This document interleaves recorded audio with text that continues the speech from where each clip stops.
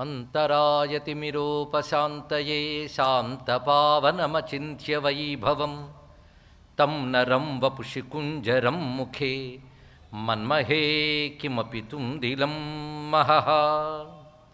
శరణం కరవాణి శర్మదం తే చరణం వాణి చరాచరోపజీవ్యం కరుణామసృణైః కటాక్షపాతైః కురు మాం అంబ కృతార్థసార్థవాహం.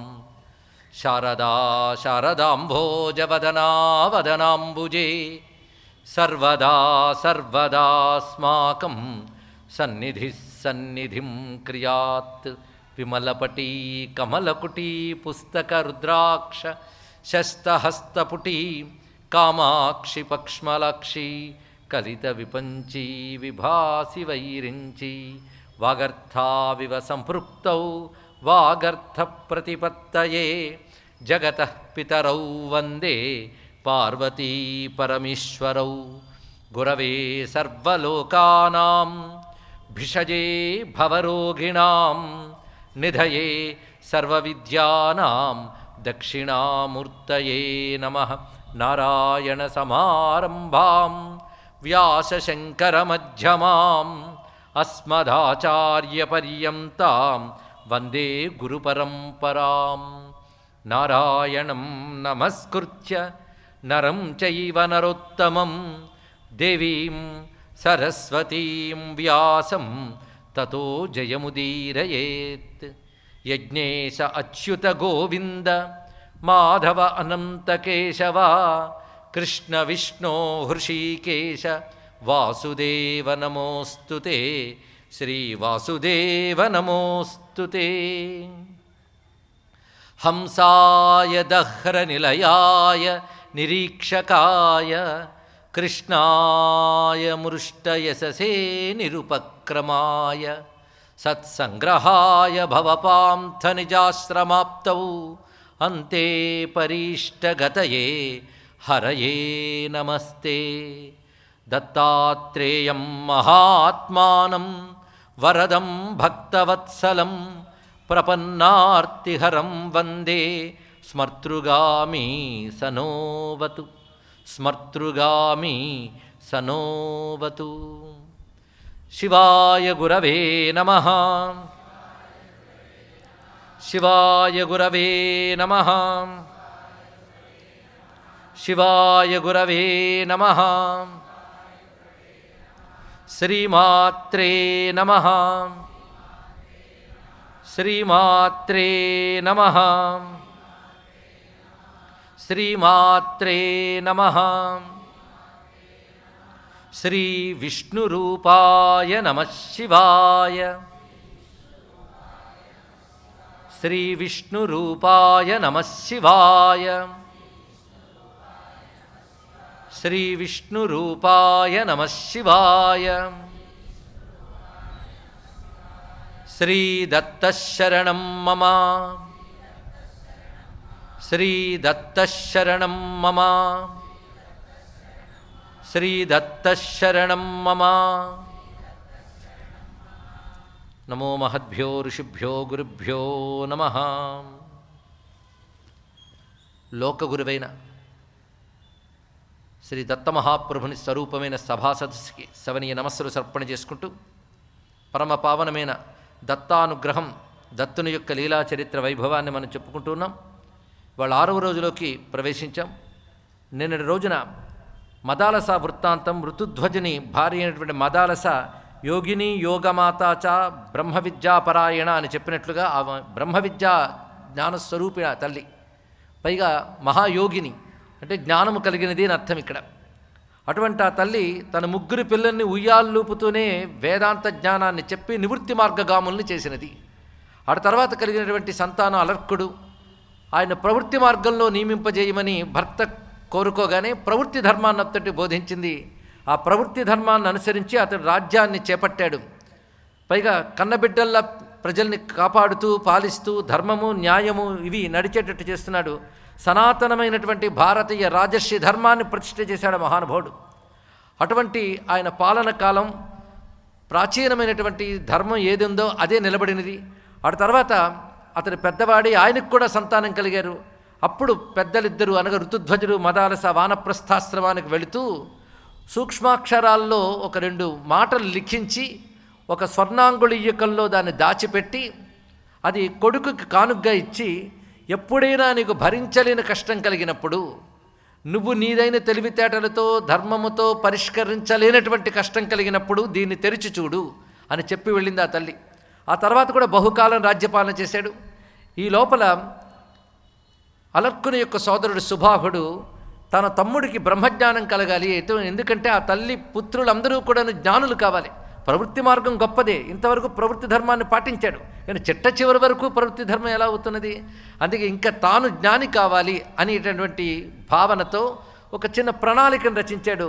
ఆ ప్రణాళికలో భాగంగా కాశీరాజుని ఆశ్రయించి తనకు రాజ్యాన్ని ఇప్పించమని కోరుకున్నాడు. అప్పుడు కాశీరాజు వచ్చి ఆ విషయాన్ని, సుబాహు చెప్పిన విషయాన్ని ఎప్పుడైతే అలర్కుడికి చెప్పాడో, అలర్కుడు రాజ్యం యాచించితే లభించేది కాదు, పరాక్రమంతో స్వీకరించాలి అంటే, సరే పరాక్రమంతోనే వస్తున్నాను కాశీరాజు తన సైన్యంతో క్రమక్రమంగా అనేక రకాల ముట్టడులు చేసి కోశాగారంతో సహా అన్ని స్వాధీనం చేసుకున్నాడు. అప్పుడు అలర్కుడు ఈ శత్రుబాధ అవమాన బాధ తట్టుకోలేక తనవారైనటువంటి వారు కూడా పెరవారిగా మారిపోయినటువంటి పరిస్థితిని చూసి అప్పుడు అమ్మ ఇచ్చినటువంటి మాట, ఆ ఉంగరం విషయం గుర్తు తెచ్చుకుని ఆ ఉంగరాన్ని తెరచి చూశాడు. తెరచి చూడగానే దదర్శ అల్పస్ఫుటాక్షరం, అందులో చిన్న అక్షరాలు ఉన్నప్పటికీ స్పష్టముగా కనబడుతున్న అక్షరాలతో ఆ తల్లి తనకు ఇచ్చినటువంటి సందేశం కనబడింది. అది 2 శ్లోకాలండి. ఇది నిజానికి అలర్కుడికే కాదు, అందరికీ కూడా అద్భుతమైన శ్లోకాలు 2 ఉన్నాయి. సంగః సర్వాత్మనా త్యాజ్య నచేత్యక్తుం నశక్యతే సద్భిః స సహకర్తవ్య సంతః సంగస్య భేషజం. ఇది ఒక శ్లోకం. రెండవది కామః సర్వాత్మనా హేయః హాతుంచే ఛక్యతేన సహ ముముక్షాం ప్రతికర్తవ్యో సావై తస్యాపి భేషజం. ఈ 2 శ్లోకాలు ఎప్పుడు ప్రతివారు గుర్తుపెట్టుకోవలసినవే. ఆవిడ ఉంగరంలో దాచిపెట్టినట్టు మన హృదయంలో దాచిపెట్టుకోవలసిన శ్లోకాలండి ఈ 2 కూడా. మొదట చెప్తున్న మాట ఏంటంటే సంగః సర్వాత్మనా త్యాజ్య. సంగం అంటే మరొక విషయంతో సంపర్కం, మరొక దానితో సంపర్కం ఎప్పుడూ కూడదు. సంగమన్న స్నేహమన్న ఒకటే అర్థం, ఇంకొక దానితో అనుబంధం కూడదు.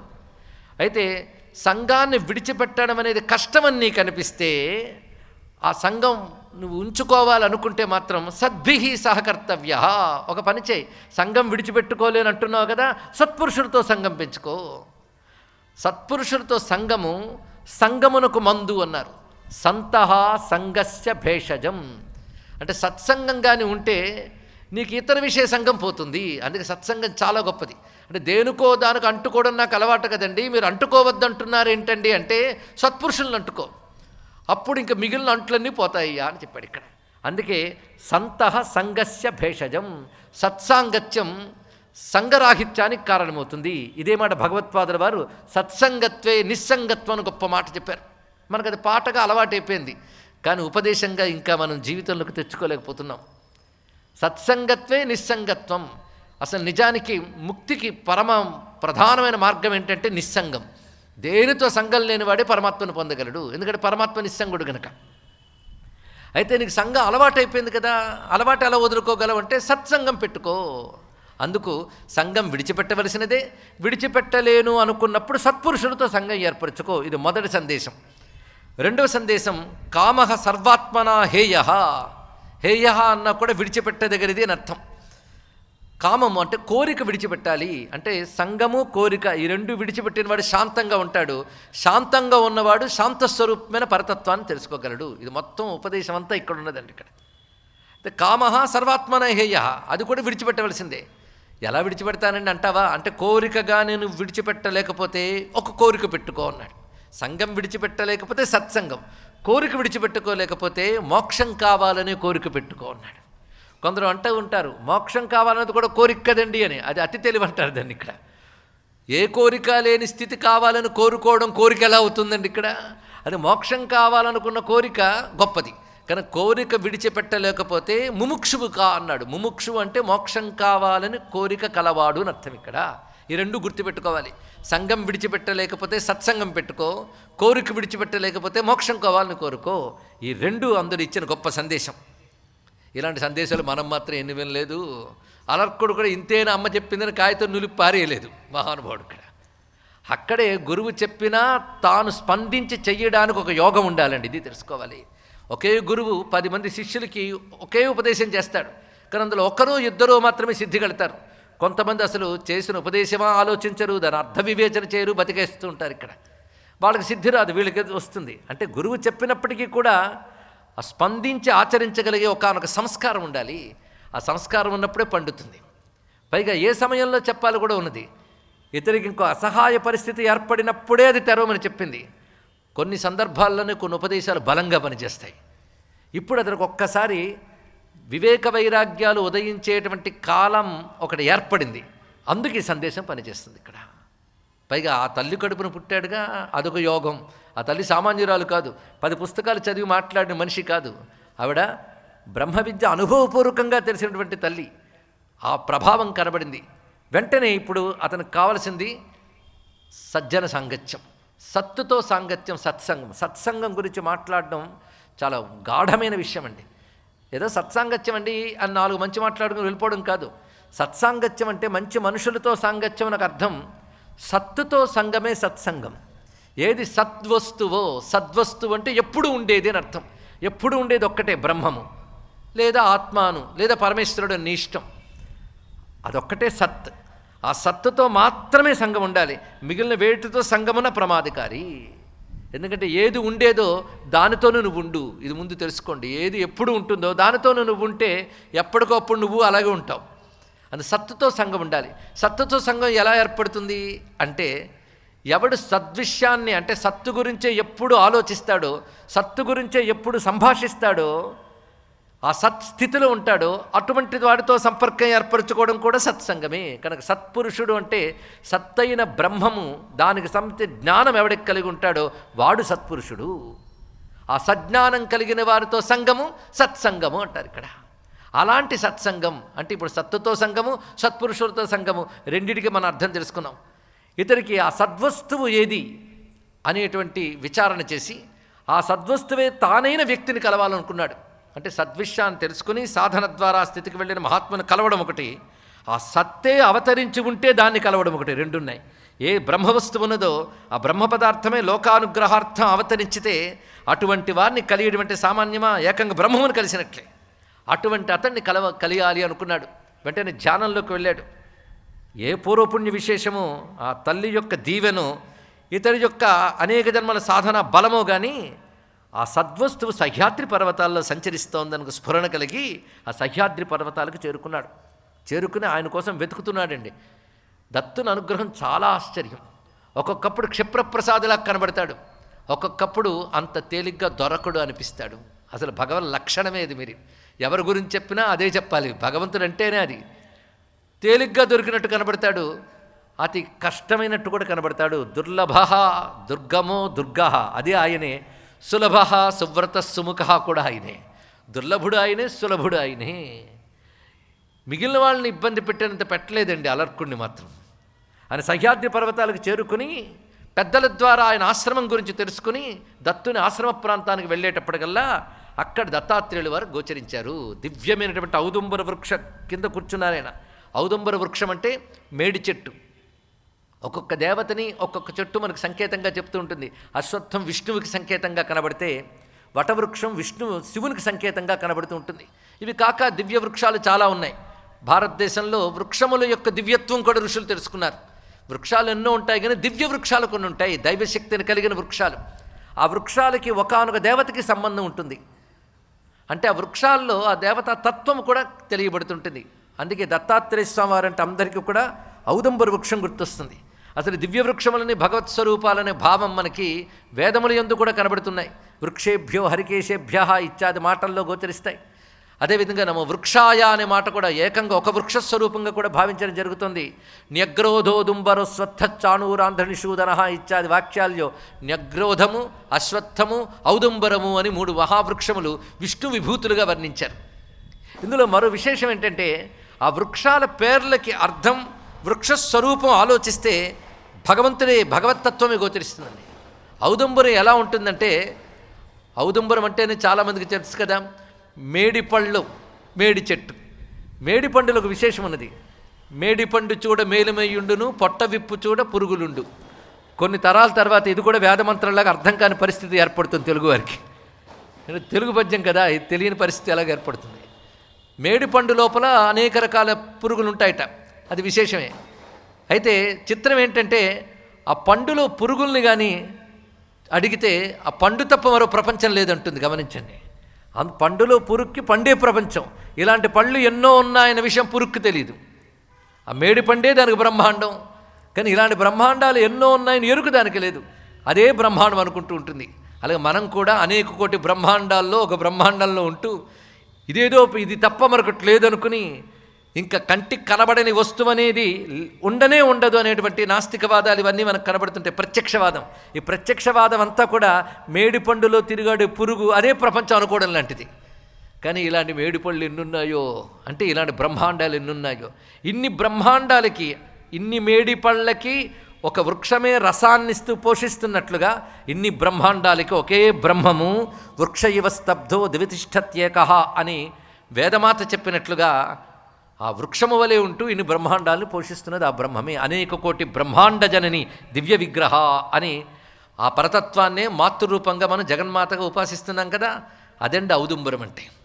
అలాంటి సర్వబ్రహ్మాండ తత్వము చెప్తున్న ఔదంబర వృక్ష మూలంలో ఉన్నట్టు ఆయన, అంటే సర్వబ్రహ్మాండములకు మూలము నేనే అని చెప్తున్న తత్వం అది.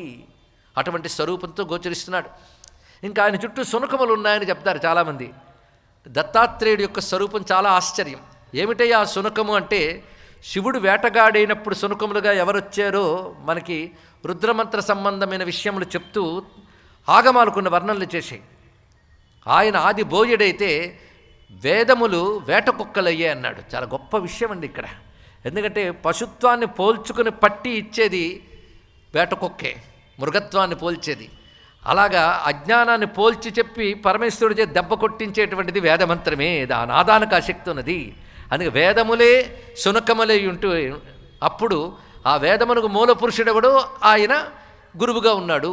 అందుకే వేదములు శునకములవడం అనేది కూడా ఒకనొక వేదములోనే వర్ణింపబడ్డ అంశం ఇక్కడ. అందుకే స్వభ్యశ్చ స్వపతిభ్యశ్చవో నమః అన్నప్పుడు ఈ భావాన్ని కూడా మనం గ్రహించవచ్చు. అందుకే వేదములే శునకములే చుట్టూ ఉంటే కూర్చున్నాడు మహానుభావుడు ఔదుంబర వృక్ష మూలంలో. పైగా 6 చేతులతో ఉన్నాడు.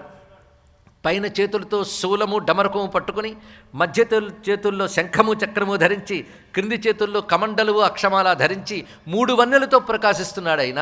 తెలుపు, ఎరుపు, నీలకాంతులతో గోచరిస్తున్న స్వరూపము. అటువంటి దత్తుని యొక్క మహాస్వరూపాన్ని చూసి సాష్టాంగ నమస్కారం చేసి ఆశ్రయించాడు అలర్కుడు. అలర్కుడు ఆశ్రయించి అడుగుతున్న ప్రశ్న చూడండి. ఈ సన్నివేశాలు జాగ్రత్తగా అధ్యయనం చేయాలి. మనం ఎక్కువగా వేదము, వేదాంతము లేదా యోగము చెప్తున్నాం అనుకోవద్దు, సారభూతంగానే గ్రహిస్తున్నాం. నాకు తెలుసు కాలపరిమితి ఎంతుందో. ఎంత చెప్పిన ఇంకో 3 రోజులు. ఈ 3 రోజుల్లో నేను ఏదైతే మొదటి రోజు ఇవి చెప్పబడతాయని ప్రమాణం చేయడం జరిగిందో అవన్నీ చెప్పాల్సిందే. ఏమిటి అంటే, అన్వీక్షకైం అలర్కాయ ప్రహ్లాదాదిభ్య యూచివాన్ అన్నాడు. అలర్కాయ ప్రహ్లాదాదిభ్య, అందులో ఆదిభ్యలో ప్రహ్లాద చెప్పుకున్నాం మనం, అలర్కుడు చెప్తున్నాం. అలాగే మరొక శ్లోకంలో యదు హైహయాధ్యాహ అన్నాడు. ఇక్కడ యదు హైహయ, యదు అంటే యదు మహారాజు, హైహయుడు అంటే కార్తవీర్యార్జునుడు. ఆది అని చెప్పినప్పుడు ఇంకా ఎందరో ఉన్నారు, వాళ్ళు 4 కాదు. అయినప్పటికీ ఆది గురించి విడిచిపెట్టి పేర్లు చెప్పిన 4 గురించి 9 రోజుల్లో పూర్తి చేయాలని దీక్ష పట్టాం కనుక ఆయన చేసిన ఉపదేశం వదలలేం, మొత్తం చెప్పలేం. అది పరిస్థితి ఇక్కడ. వదిలేమో ప్రయోజనం ఏముంది? అమ్మాయి ఉపదేశం వదిలిస్తే బాగుండండి, కథ చెప్తే బాగుండు అనుకునే వాళ్ళు ఉంటారు. కానీ ఉపదేశం వదలని ఇక్కడ జరగదు. ఎందుకంటే దత్తాత్రేయుడు ఒప్పుకోడు, కొడతాడు నన్ను. అందుకే ఆయన చెప్పిన యోగాదేశకరహ విభు అనే మాట ప్రతిరోజు స్మరిస్తున్న ఆయన అవతారమే యోగాదేశకరావతారం. యోగాన్ని ఆదేశించినటువంటి మహానుభావుడైనా. అందుకే ఆయన ఉపదేశం తెలుసుకోవాలి. ఉపదేశం ఒక్కొక్కరికి ఒక్కొక్కలా చేస్తున్నాడు, అది గమనించవలసిన అవసరం. అక్కడ ప్రచ్ఛన్న రూపాలతో అవధూత వలె గోచరించి ప్రహ్లాదునికి, అటువైపు యదు మహారాజుకి బోధించాడు. ఇక్కడ దత్తునిగానే గోచరిస్తున్నాడు ఆ మహర్షి. దత్తుని ఎందుకు మహర్షి అన్నామనేది కూడా తర్వాత రహస్యం తెలుస్తుంది. ఆయనకంటే ఋషి ఎవడు ఉంటాడండి? విశ్వాధికో రుద్రో మహర్షి అని ఉపనిషత్తే చెప్తుంది. పరమాత్మకే మహర్షి అనే పేరు సరిపోతుంది. మహర్షి కపిలాచార్య అని చెప్పినట్లుగా పరమేశ్వరుడు జ్ఞానస్వరూపుడు. జ్ఞానమే ఋష్యత్వం మరేమున్నది? అందుకే మహర్షి స్వరూపుడైనటువంటి దత్తాత్రేయ స్వామి వారు ఆ బోధించే పద్ధతి తెలుసుకోవాలి. ఎలాగైతే ఏ బోధైనా ఒకటే అనుకుంటున్నాం, కానీ బోధించే పద్ధతి ఒకటి ఉన్నది. అది శిష్యుడి యొక్క స్థాయి బట్టి ఉంటుంది. ఏకంగా కూర్చో అంటూ ఓంకారంతో మొదలుపెట్టడం కాకుండా పద్ధతి ఎలా చెప్తున్నాడో చూడండి. ఇతడు ఏ పరిస్థితుల్లోంచి వచ్చాడు, దానికి తగ్గట్టు బోధ ఉండాలి. తాను ఒకానొక దుఃఖంతో బాధపడుతూ తల్లి ఇచ్చిన మాటను ఒక సందేశం కింద స్వీకరించి పురాకృత సుకృతం వల్ల దత్తుని దర్శనం చేయగలిగాడు. ఇది పరిస్థితి. దుఃఖం అతన్ని ఇక్కడి దాకా తీసుకొచ్చింది. వెనకాలన్న సుకృతం అనేది తర్వాత చూద్దాం. భౌతికంగా కనబడుతున్నది మాత్రం ఒకానొక భరింపరాని దుఃఖం. దానితో వచ్చి శరణ వేడాడు. ఎప్పుడైతే ఆ విధంగా అకల్మషం అసంగినం ప్రణిపత్య అభిసంబూచ్య మహాత్మానం, ఎవరికి నమస్కారం చేశాడంటే మహాత్మునికి నమస్కారం చేశాడు. ఏ కలుషము లేనటువంటి అసంగికి నమస్కారం చేశాడు.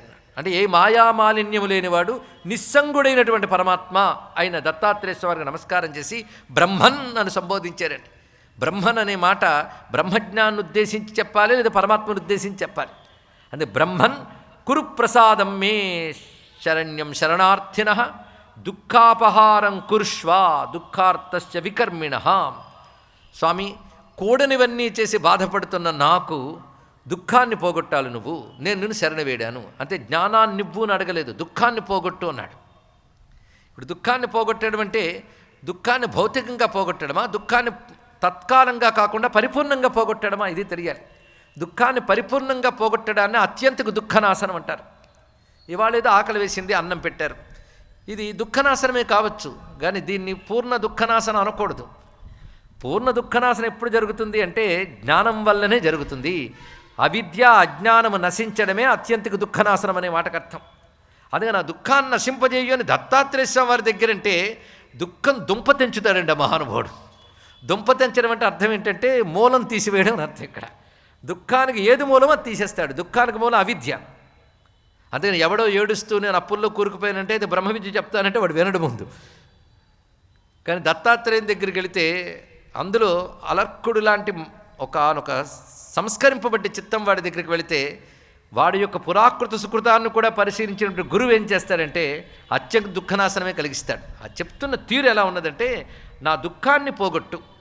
ఎందుకు పోగొట్టాలంటే నేను శరణార్థిని కనుక అన్నాడు. శరణు వేడినటువంటి వాడను, నువ్వు శరణ్యుడవు, శరణ్య శరణార్థిన మమ దుఃఖాపహారం కురుష్వ. శరణ్యుడివై నువ్వు గనక నేను శరణార్థిని గనక, అంటే దిక్కుగా వేడదగినవాడువు నువ్వు, వేడుకున్నవాడును నేను, కాబట్టి నా దుఃఖాన్ని పోగొట్టు అనగానే దుఃఖాపహారం అద్యైవ కరోమి తవ పార్థివ. ముందుగా అభయం ఇచ్చాడు. నేను ఇప్పుడే ఇవాళే నీ దుఃఖాన్ని పోగొడతాను. అయితే దుఃఖం దేనివల్ల నీకు కలిగిందో ఒక్కసారి ఆలోచించిరా అన్నాడు. ఆ ప్రశ్న అలా వేశాడు. దుఃఖం పోగొడతాను కానీ దుఃఖం దేనివల్ల కలిగింది, దేనికి కలిగింది, నువ్వెవడివి, ఈ 3 ప్రశ్నలు ఆలోచించుకుని రా నా దగ్గరికి. ఎక్కడికో మళ్ళీ ఇంటికి వెళ్ళిపోక్కల, పక్కన కూర్చుని ఆలోచించరా. కస్యత్వం కస్యవా దుఃఖం తథాత్వేవం విచార్యతాం. ఇక్కడ గొప్ప మాట ఏంటంటే ఆలోచించు, అది ఇక్కడ. అంతేగాని ఫలానా కొటేషన్ ఉపనిషత్తుల్లోంచి ఫలానా కొటేషన్ భగవద్గీతలోంచి ఇస్తే అబ్బా మీకు ఎన్ని తెలిసిందని దండం పెట్టి వెళ్ళిపోతారు. వీడికేం తెలుస్తుంది చెప్పండి. ఇక్కడ అది కాదు కదా ప్రయోజనం. ఆలోచించు అన్నాడు. ఇక్కడ ఈ ఆలోచన నుంచే రావాలండి. విచారణ ఇది ప్రధానం. అందుకే విచారించు అని చెప్పగానే కొంతసేపు ఆలోచించాడు. వచ్చి నువ్వు చెప్పిన ప్రకారంగా ఆలోచించాను, నాకు దుఃఖం లేదన్నాడు. ఒకటే మాట చూడండి. వస్తూ చెప్పాడు నాకు దుఃఖం లేదు అన్నాడు. ఎంత గొప్ప విషయం అంటే ఇదివరకు వేటికి దుఃఖం కలుగుతోంది అనుకున్నానో అది నేను కాదని నాకు తెలిసింది అన్నాడు. అది గొప్ప విషయం. దుఃఖం దేనికి? దేహము మనస్సు. దేహం నేననుకుంటున్న మనస్సుకి. దేహం నేననుకోవడం వల్ల దేహంతో సంపాదించుకున్న రాజ్యము ఇవన్నీ నావనుకున్నాను, సంపదలని నావనుకున్నాను, నావి పోతున్నాయని బాధ కలిగింది. ఎప్పుడైతే నేనేమిటని విచారణ చేస్తే నేను కాని దేహానికి నేను కాని మనస్సుకి కలిగినటువంటివి ఏవున్నాయో అవి నాకెలా అంటుతాయి? ఈ విచారణ అప్పటికప్పుడు పండిందండి ఆయనకి. ఇది మాత్రం అంత తేలిక. ఇత్యుక్త చింతయామాస సరాజాతేన ధీమత వివిధస్య చ దుఃఖస్య స్థానమాత్మానమేవచ. అన్ని దుఃఖాలకి కారణం ఆత్మయే అన్నాడు. ఇక్కడ జాగ్రత్త తెలుసుకోవాలి. ఆత్మకు దుఃఖం లేదు. మరి మాట ఎందుకన్నాడు అంటే నేననే భావన దేహమునందు అధ్యస్థమైనప్పుడు కలిగేటటువంటి దుఃఖము అధ్యాస వల్ల కలుగుతుంది. కనుక ప్రతి చోట ఆత్మశబ్దం అనగానే పరమాత్మ ఆ అర్థాలు గడిపోకూడదు. దేహాత్మ, బుద్ధ్యాత్మ ఇత్యాది మాటలు ఉన్నాయి. దేహము నేను అనుకునే భావన దేహాత్మ భావన, దానివల్లనే ఇది కలుగుతోంది. ఇప్పుడు నేను అన్నీ ఆలోచించక తెలుస్తున్నది ఏంటంటే అసలు నేనేమిటి అంటే ఆత్మ అంటే ఏమిటి, అనాత్మలంటే ఏమిటి అని విచారణ చేశాను నేను. ఆ విచారణ వల్ల నాకు తెలిసింది ఏంటంటే నాహముర్వీ నా సలిలం నా జ్యోతి నా తథానిల నా ఆకాశం కింటు శారీరం సమేత్య సుఖమిష్యతే. ఒక్కొక్కటి మొదలు పెడుతున్నాడు. నేను భూమిని కాను, జలాన్ని కాను, అగ్నిని కాను, వాయువుని కాను, ఆకాశాన్ని కాను. మరేమిటి అంటే ఈ పంచభూత సహాయముతో ఏర్పడిన శరీరము నాది అనుకుంటున్న జీవుడిని అన్నాడు. శరీరము శారీరము అంటే శరీరము నేను అనుకునే భావం ఏదుందో అది శారీరం కనుక నేను అనుకుంటున్నాను, ఇదే అధ్యాస. ఇక్కడ గమనిస్తుంటే ఈ హెచ్చుతగ్గులన్నీ కూడా ఈ పాంచభౌతిక దేహానికే కలుగుతున్నాయి. పెరుగుట, తరుగుట, వృద్ధి చెందుట, క్షయించడం ఇత్యాది భావాలన్నీ కూడా ఈ పాంచభౌతిక వికారాలకే కలుగుతున్నాయి. న్యూన అతిరిక్తతాం యాతి పంచకేస్మిన్ సుఖాసుఖం. ఎక్కువ తక్కువ, సుఖము దుఃఖం అనేది పంచభూతముల వల్ల ఏర్పడినటువంటి దేహ తాదాత్మ్యం వల్లనే కలుగుతున్నది. నాకు ఎక్కువ లేదు, తక్కువ లేదు, నేను పరిపూర్ణుణ్ణి. పరిపూర్ణతకి ఎక్కువేంటి తక్కువేంటండి? అది హీనాధిక వివర్జిత అని చెప్పినట్లుగా ఎక్కువ లేదు, తక్కువ లేదు, అది పరిపూర్ణత అంటే అర్థం. కనుక నా యొక్క తత్వము ఎక్కువ తక్కువ లేనటువంటిది, సుఖదుఖాలు లేనటువంటిది, కేవల చైతన్యమే నా స్వరూపం, ఆనందమైన స్వరూపం అని చెప్తూ మరి దుఃఖం దేనివల్ల ఏర్పడినది ఎంతకాలం అన్నానో అది కూడా కనిపెట్టా. ఇవాళ వచ్చిన దుఃఖం లేదన్నాను కానీ దుఃఖం కలిగింది మొర్రోన్ని దగ్గరికి రావడానికి కారణం ఏమిటి అది కూడా చెప్తున్నాడు ఇక్కడ. అది తథాచ మమతాత్యక్తే విశేషో నోపలక్ష్యతే. ఒక్క మాటే మమత్వం అని ఒక్క భావం చేత దుఃఖం అనేది కలుగుతుంది. ఇక్కడ చూపిస్తున్నాడు కారణం. నాది అని ఒక భావం ఏర్పడగానే దుఃఖానికి హేతు అవుతుంది. నాది అనేది ఎక్కడి నుంచి ప్రారంభమవుతుందంటే దేహం నుంచి ప్రారంభమవుతుందండి. దేహముతో సంబంధించిన వస్తు సముదాయము, విషయములు అది అలా పెరుగుతోంది ఇక్కడ నాది అనే భావం. ఇప్పుడు శరీరం నేనా నాదా ఇది ఆలోచించవలసినది. మమత్వం ఎక్కడ ప్రారంభమవుతుంది? శరీరం అహం అనుకుంటున్నాం కానీ శరీరాన్ని నాది అని వెన్నుమార్లం లేదు. నా బాడీ అండి, నా కన్ను, నా చెవి అంటున్నప్పుడు నాది అనే భావం కనబడుతుందా లేదా? అది మమత్వమే. శరీరం మీద మమత్వం. ఈ శరీరంతో మరికొన్ని శరీరాల మీద మమత్వం. ఆ మమత్వం, ఈ ప్రేమ వేరు, మమత్వం వేరండి. మమత్వం అంటే వీడు నావాడు, వీడికే అన్న ఉండాలి, ఇంకోటికి రాకూడదు. ఈ భావం పేరు మమత్వం. ఇదేమి గొప్ప భావమేం కాదు, ఇది నీచ భావమే. ఇది నిన్ను పరిమితుల్లో చేస్తోంది, పరిధుల్లో పెడుతోంది. కానీ మమత్వం అనేటువంటిదే వీటన్నిటికీ కారణమని తెలుస్తున్నది.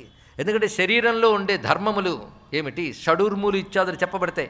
శరీరానికి జనన మరణ ధర్మం ఉంది, మనస్సుకి సుఖదుఖ ధర్మం ఉంది, ప్రాణధర్మములు ఆకలి దప్పికలు. అంటే ప్రాణం యొక్క ఉనికి వల్ల కలుగుతున్నవి ఆకలి దప్పికలు, మనస్సు యొక్క ఉనికి వల్ల కలుగుతున్నవి సుఖదుఖాలు, శరీరం వల్ల కలుగుతున్నవి జననం మరణం, ఈ మధ్యలో మార్పులు.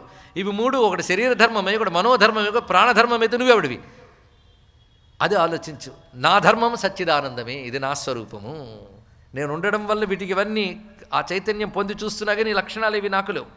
కానీ ఇవి నాకున్నాయి అనుకోవడం వల్ల ఇవన్నీ కలుగుతున్నాయి. మనస్యవస్థితం దుఃఖం సుఖం వా మానసం చెయ్యత్. సుఖం కానీ దుఃఖం కానీ మనస్సుకు సంబంధించినవి గనక. ఎందుకంటే ఇంత చేస్తే స్థూల శరీరం జడమే. ఇది బాగుంది అది బాగోలేదని ఇంద్రియాలు చెప్తున్నా ఇంద్రియాలతో అంటుకున్న మనస్సే బాగుంది బాగోలేదనే భావాన్ని గ్రహిస్తోంది. అది సుఖదుఖాలను అనుభవిస్తున్నది. కానీ సుఖదుఖాలు మనస్సు అయినప్పుడు, మనస్సు నేను కానప్పుడు నాకు సుఖం లేదు దుఃఖం లేదు. నా సన్నిధి చేత మనస్సు పనిచేస్తోంది తప్ప మనస్సులో పనిచేసేవన్నీ నావి కావు అని నాకు తెలుసు. అదే నాహంకారో నచమనో బుద్ధిర్నాహం యతస్తతః. ఎక్కడ మొదలుపెట్టాడు? నాహముర్వీ దగ్గర మొదలుపెట్టాడు. భూమి నేను కాదు, జలము నేను కాదు అని మొదలుపెట్టి, అలాగే శబ్దస్పర్శాదులు నేను కాదు, ఎందుకంటే పంచభూతాలు నేను కాదు, వాటి గుణములు కూడా నేను కాదు అని చెప్పిన తర్వాత ఈ మనస్సు, బుద్ధి, అహంకారము, చిత్తము కూడా నేను కాదు. ఇవన్నీ నిత్యం విచారణ చేయవలసిందండి. నువ్వు ఒక చోట కూర్చునివి నేను కాదు నేను కాదు నేను కాదు నేను కాదు నువ్వు 10 మార్లు అనుకుంటే నేను కాదు నేను కాదు అనుకుని నేను ఎక్కడికి పోతుంది అదొకటి ఉంటుంది. అదేమిటంటే నేను కాదని అన్నీ తీసేసాక ఏది మిగిలిందో అది నేను. తదేకో వశిష్ఠ శివ కేవలోహం. ఆ మాట చెప్తున్నాడు. మనోబుద్ధి అహంకార చిత్తాని నాహం. మరెవరివయ్యా అంటే చిదానందరూప శివోహం శివోహం. ఇది చక్కగా పాడుకునే పాట కాదు, నిరంతరం హృదయంలో మారుమ్రోగవలసినటువంటి మహామంత్రం అండి. అది భగవత్పాదుల వారు మనకి నిర్వాణ షట్కమని ఇంకో చోటు దశకమని రాసిపెట్టేశారు ఆయన. ఈ షట్కాలు దశకాలు నిరంతరం అనుకోవాలి. అనుకుంటే ఇలా అనుకోవడం అలవాటైపోయాక మనస్సుకి అది అలవాటై క్రమంగా ఇంకా మనస్సు అనేది వీటితో తాంగతి చెప్పడం మనస్సే పోయి ఆత్మలో లయమైపోతుంది. తెలుసుకోండి, ఇక్కడ అది జరగవలసినటువంటిది. అని నాహంకారో నచమనో బుద్ధిర్నాహం యతస్తత అంతఃకరణజం దుఃఖం పారక్యం మమ తత్కథం. ఇవన్నీ పర అంటే అన్యములేను నాకెందుకు వస్తాయి? వాడికవడికో తలనొప్పి వచ్చింది, నాకు వచ్చిందా? అవతలవాడి తలనొప్పి నాకు లేనట్టే నా మనస్సుకు కలిగిన సుఖదుఖాలు కూడా నాకులు. ఈ స్థితి తెలుసుకోవడం సామాన్యమండి. ఇక్కడ అవతలవాడు అన్నప్పుడు నీ వాడు మమభావం ఉన్నా తాదాత్మ్యం లేదు వాడితో, అందుకే నీకు అది తెలియట్లేదు. అదే నీ పిల్లాడు అనుకో, నీకు తలనొప్పి ఇంకా ఎక్కువ పెరిగిపోతుంది. ఇక్కడ కేవలం మమత్వం వల్లనే కదా. ఆ మమత్వం వదులుతున్న కొద్దీ నా అసలు తత్వం తెలుస్తున్నది. కానీ మమ అని దేహం మీద పెట్టుకుని దాని తోడు అహం తెచ్చేసుకుని అహం మమ అని అంటాం, కానీ ఒకటే పదం అండి అది. ఇక్కడ నేను నాది అంటాం, నేను నాది కలిపి ఒకటే. నేను యొక్క ఎక్స్టెన్షనే మమ, మరొకటి కాదు. అది దేహం మీద పడగానే దేహం నాది, దేహం నేను అనే భావంలోకి వెళ్ళిపోయాం. దానితో పాటు దేహంతో సంపాదించుకున్నవన్నీ నావనుకుంటున్నాం. ఇప్పుడు వాటికి నేను వ్యతిరిక్తుడను అనుకున్నప్పుడు, అంటే వాటికంటే విలక్షణను అనుకుంటే ఆ ధర్మాలు ఇవి నాకు లేవు కదా. ఇప్పుడు మన కారులో డ్రైవ్ చేస్తున్నాం, 10 రోజులు తిరిగాం కనుక కారు నేను అనుకోకూడదు. కారు మీద ఎవడో రాయేసాడు, అయ్యో నా కారు పాడయిందని బాధపడచ్చు, కానీ నాకు దెబ్బ తగిలింది అనుకోకూడదు కదా.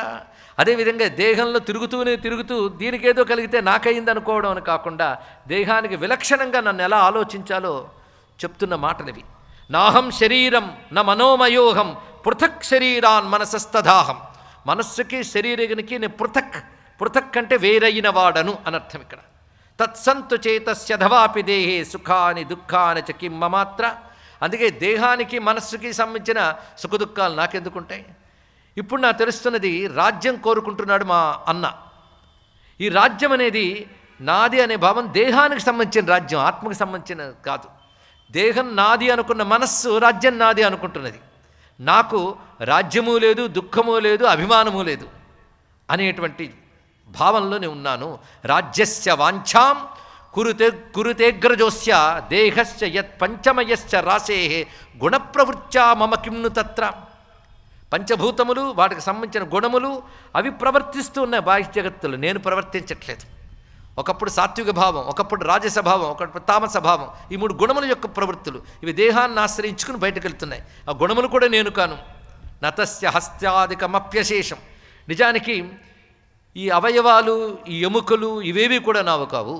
నా శరీరమే నాది కాదు అనుకున్నప్పుడు ఈ రాజ్యంలో ఉన్నటువంటి గజబలం, అశ్వబలం, పదాతి బలం, ఈ సంపదలు, కోశాగారాలు నావెలా అవుతాయి?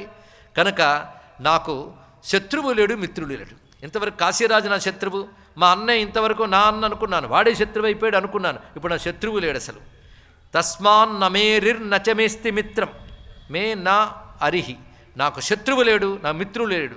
దుఃఖం సుఖం నాపి పొరున్న కోశ. దుఃఖం లేదు, సుఖం లేదు, కోశం లేదు, అశ్వాల్లో ఏనుగుల్లో. నాణ్యస్యవా కశ్చ నామ చాస్తి. ఇక నా పేరిది, నా శరీరం ఇది అనుకోవడం, నామము రూపము ఈ 2 కల్పితములే అని చెప్తూ, ఇప్పుడు సుబాహు, కాశీరాజు శరీరముల వల్ల వాళ్ళ పైవాళ్ళు శత్రువులనే భావం కలుగుతున్నది. కానీ సర్వవ్యాపకమైన చైతన్యం ఒకటే అయినప్పుడు ఇంకా వాడు పైవాడు వీడు నావాడని భావం ఎలా ఉంటుంది? వీరునేమును మతి భ్రమణంబుల భిన్నులై ప్రవర్తిల్లక అన్నట్లుంటాను. ఈ మాట్లాడాడండి. నిజానికి చూస్తే ఆలోచించిరా అని చెప్పాడు అంతే, ఆయన ఏమీ బోధించలేదు దత్తాత్రేయ స్వామి వారు. ఆలోచించి రాగానే వెంటనే జ్ఞానం అంతా చెప్పాడు. ఇప్పుడు ఈయన చెప్పిన శ్లోకాలు కొన్ని 10 నేను కొన్ని మాత్రమే తీసుకొచ్చి చూపించాను. ఇక్కడ చాలు, ఆ కొద్ది చాలు సారాంశం గమనిస్తే. ఇందులో మీరు గమనించినట్లయితే నిర్వాణ షట్కంలో చెప్పినట్టు ఇంత చేస్తే చాలండి, విచారణ ఇంకేమిటి కాదు. ఇది ఎంత కాదన్నా ఈ దేహం నేను అనే భావం వదలదు కనుక ప్రతిరోజు కూర్చుని దేహం నేను కాను అలవాటు చేసుకో. సజెషన్. మనస్సు నేను, అది కూడా నేను కాను. ముందు ప్రారంభంలోనే మనోబుద్ధి చిత్తాని నాహం అన్నాడు కదా. ఇవన్నీ నేను కాను అనేది ప్రాక్టీస్, అదే సాధన. అంటే అనాత్మ విషయం ఆత్మ మీద వచ్చి పడిపోతున్న కొద్దీ కాదని నిరసించాలి. అది నిరసించేటప్పుడు నీకు పట్టు లేనిది ఎలా తోసేస్తావు? ఒక పట్టు ఉంటే వాటి తోయగలవు. ఆ పట్టు ఏమిటి అంటే చిదానంద రూప శివోహం. నేను శుద్ధమైన శివమును, బ్రహ్మమును అనే భావం పట్టుకుని బ్రహ్మేతరములన్నీ పక్కకు తొలగించడం, ఇది పని. ఇది కేవలం ఆలోచించొచ్చి చెప్పాడండి మహానుభావుడు. ఇంతవరకు ఎప్పుడైనా ఇలాంటి స్టడీ చేశాడా అలర్కుడు? ఇక్కడ ఆలోచించవలసిన కొన్ని ప్రశ్నలు ఉన్నాయి. అలర్కుడు ఎప్పుడైనా ఇటువంటి చింతన చేసినట్టు దాఖలాలు కనబడ్డాయా కథలో? నిన్న మనం చెప్పుకునే దాంట్లో ఒక్కట్లేదు. పోనీ విక్రాంతుడి కంటే వాళ్ళ అమ్మ జోలపాట, ఈయనకి జోలపాట లేదుగా. ఈయన ప్రవృత్తి మార్గంలోనే ఇంతవరకు వెలగబెట్టాడు. హఠాత్తుగా ఎలా వచ్చింది ఈ విచారణ అంటే దత్తాత్రేయుని యొక్క దీక్షా ప్రభావం ఆయన కనుచూపుల్లోంచి ప్రసరింపజేశారండి. మహాత్ములు వచ్చి మాట్లాడాలా, వాడు చూపు చాలు నీ ఆలోచనని మార్చేస్తుంది. ఇది తెలుసుకోవాల్సినది. ఎందుకంటే ఇతరులు బ్రహ్మమును బోధిస్తారు, బ్రహ్మమే తానే ఎక్కడ నిలబడ్డాడు. వారు బోధించాలా అండి? ఇక్కడ చీకటి వ్యాపిస్తే దీపం వెలిగించగానే దీపం ఉపన్యాసం వద్దు, చీకటా పో అనక్కర్లేదు, వెలిగితే చాలు చీకటి పోతుంది.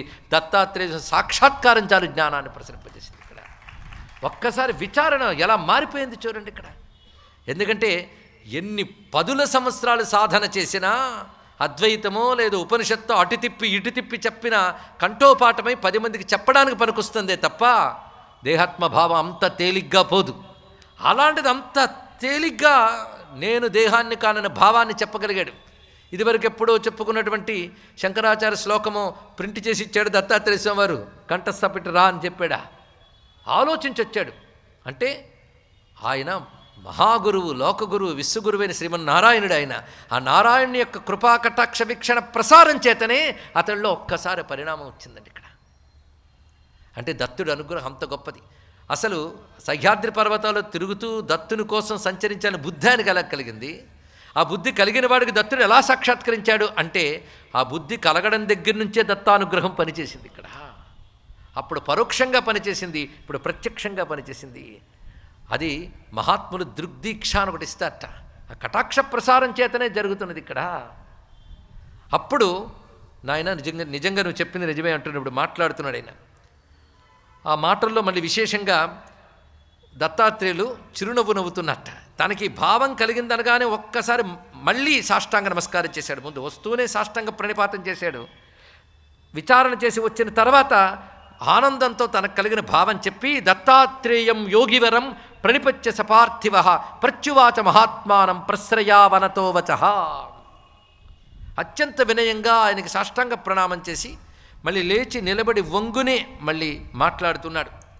స్వామి, నేను బాగా ఆలోచించి వస్తున్నాను. సమ్యక్ ప్రపశ్యతో బ్రహ్మన్, బాగా ఆలోచించాను. దీన్ని సమ్యక్ దర్శనము అంటారండి. ఇక్కడ దర్శనం అంటే ఆలోచనే, సమ్యక్ అంటే సంపూర్ణముగా ఆలోచించడం.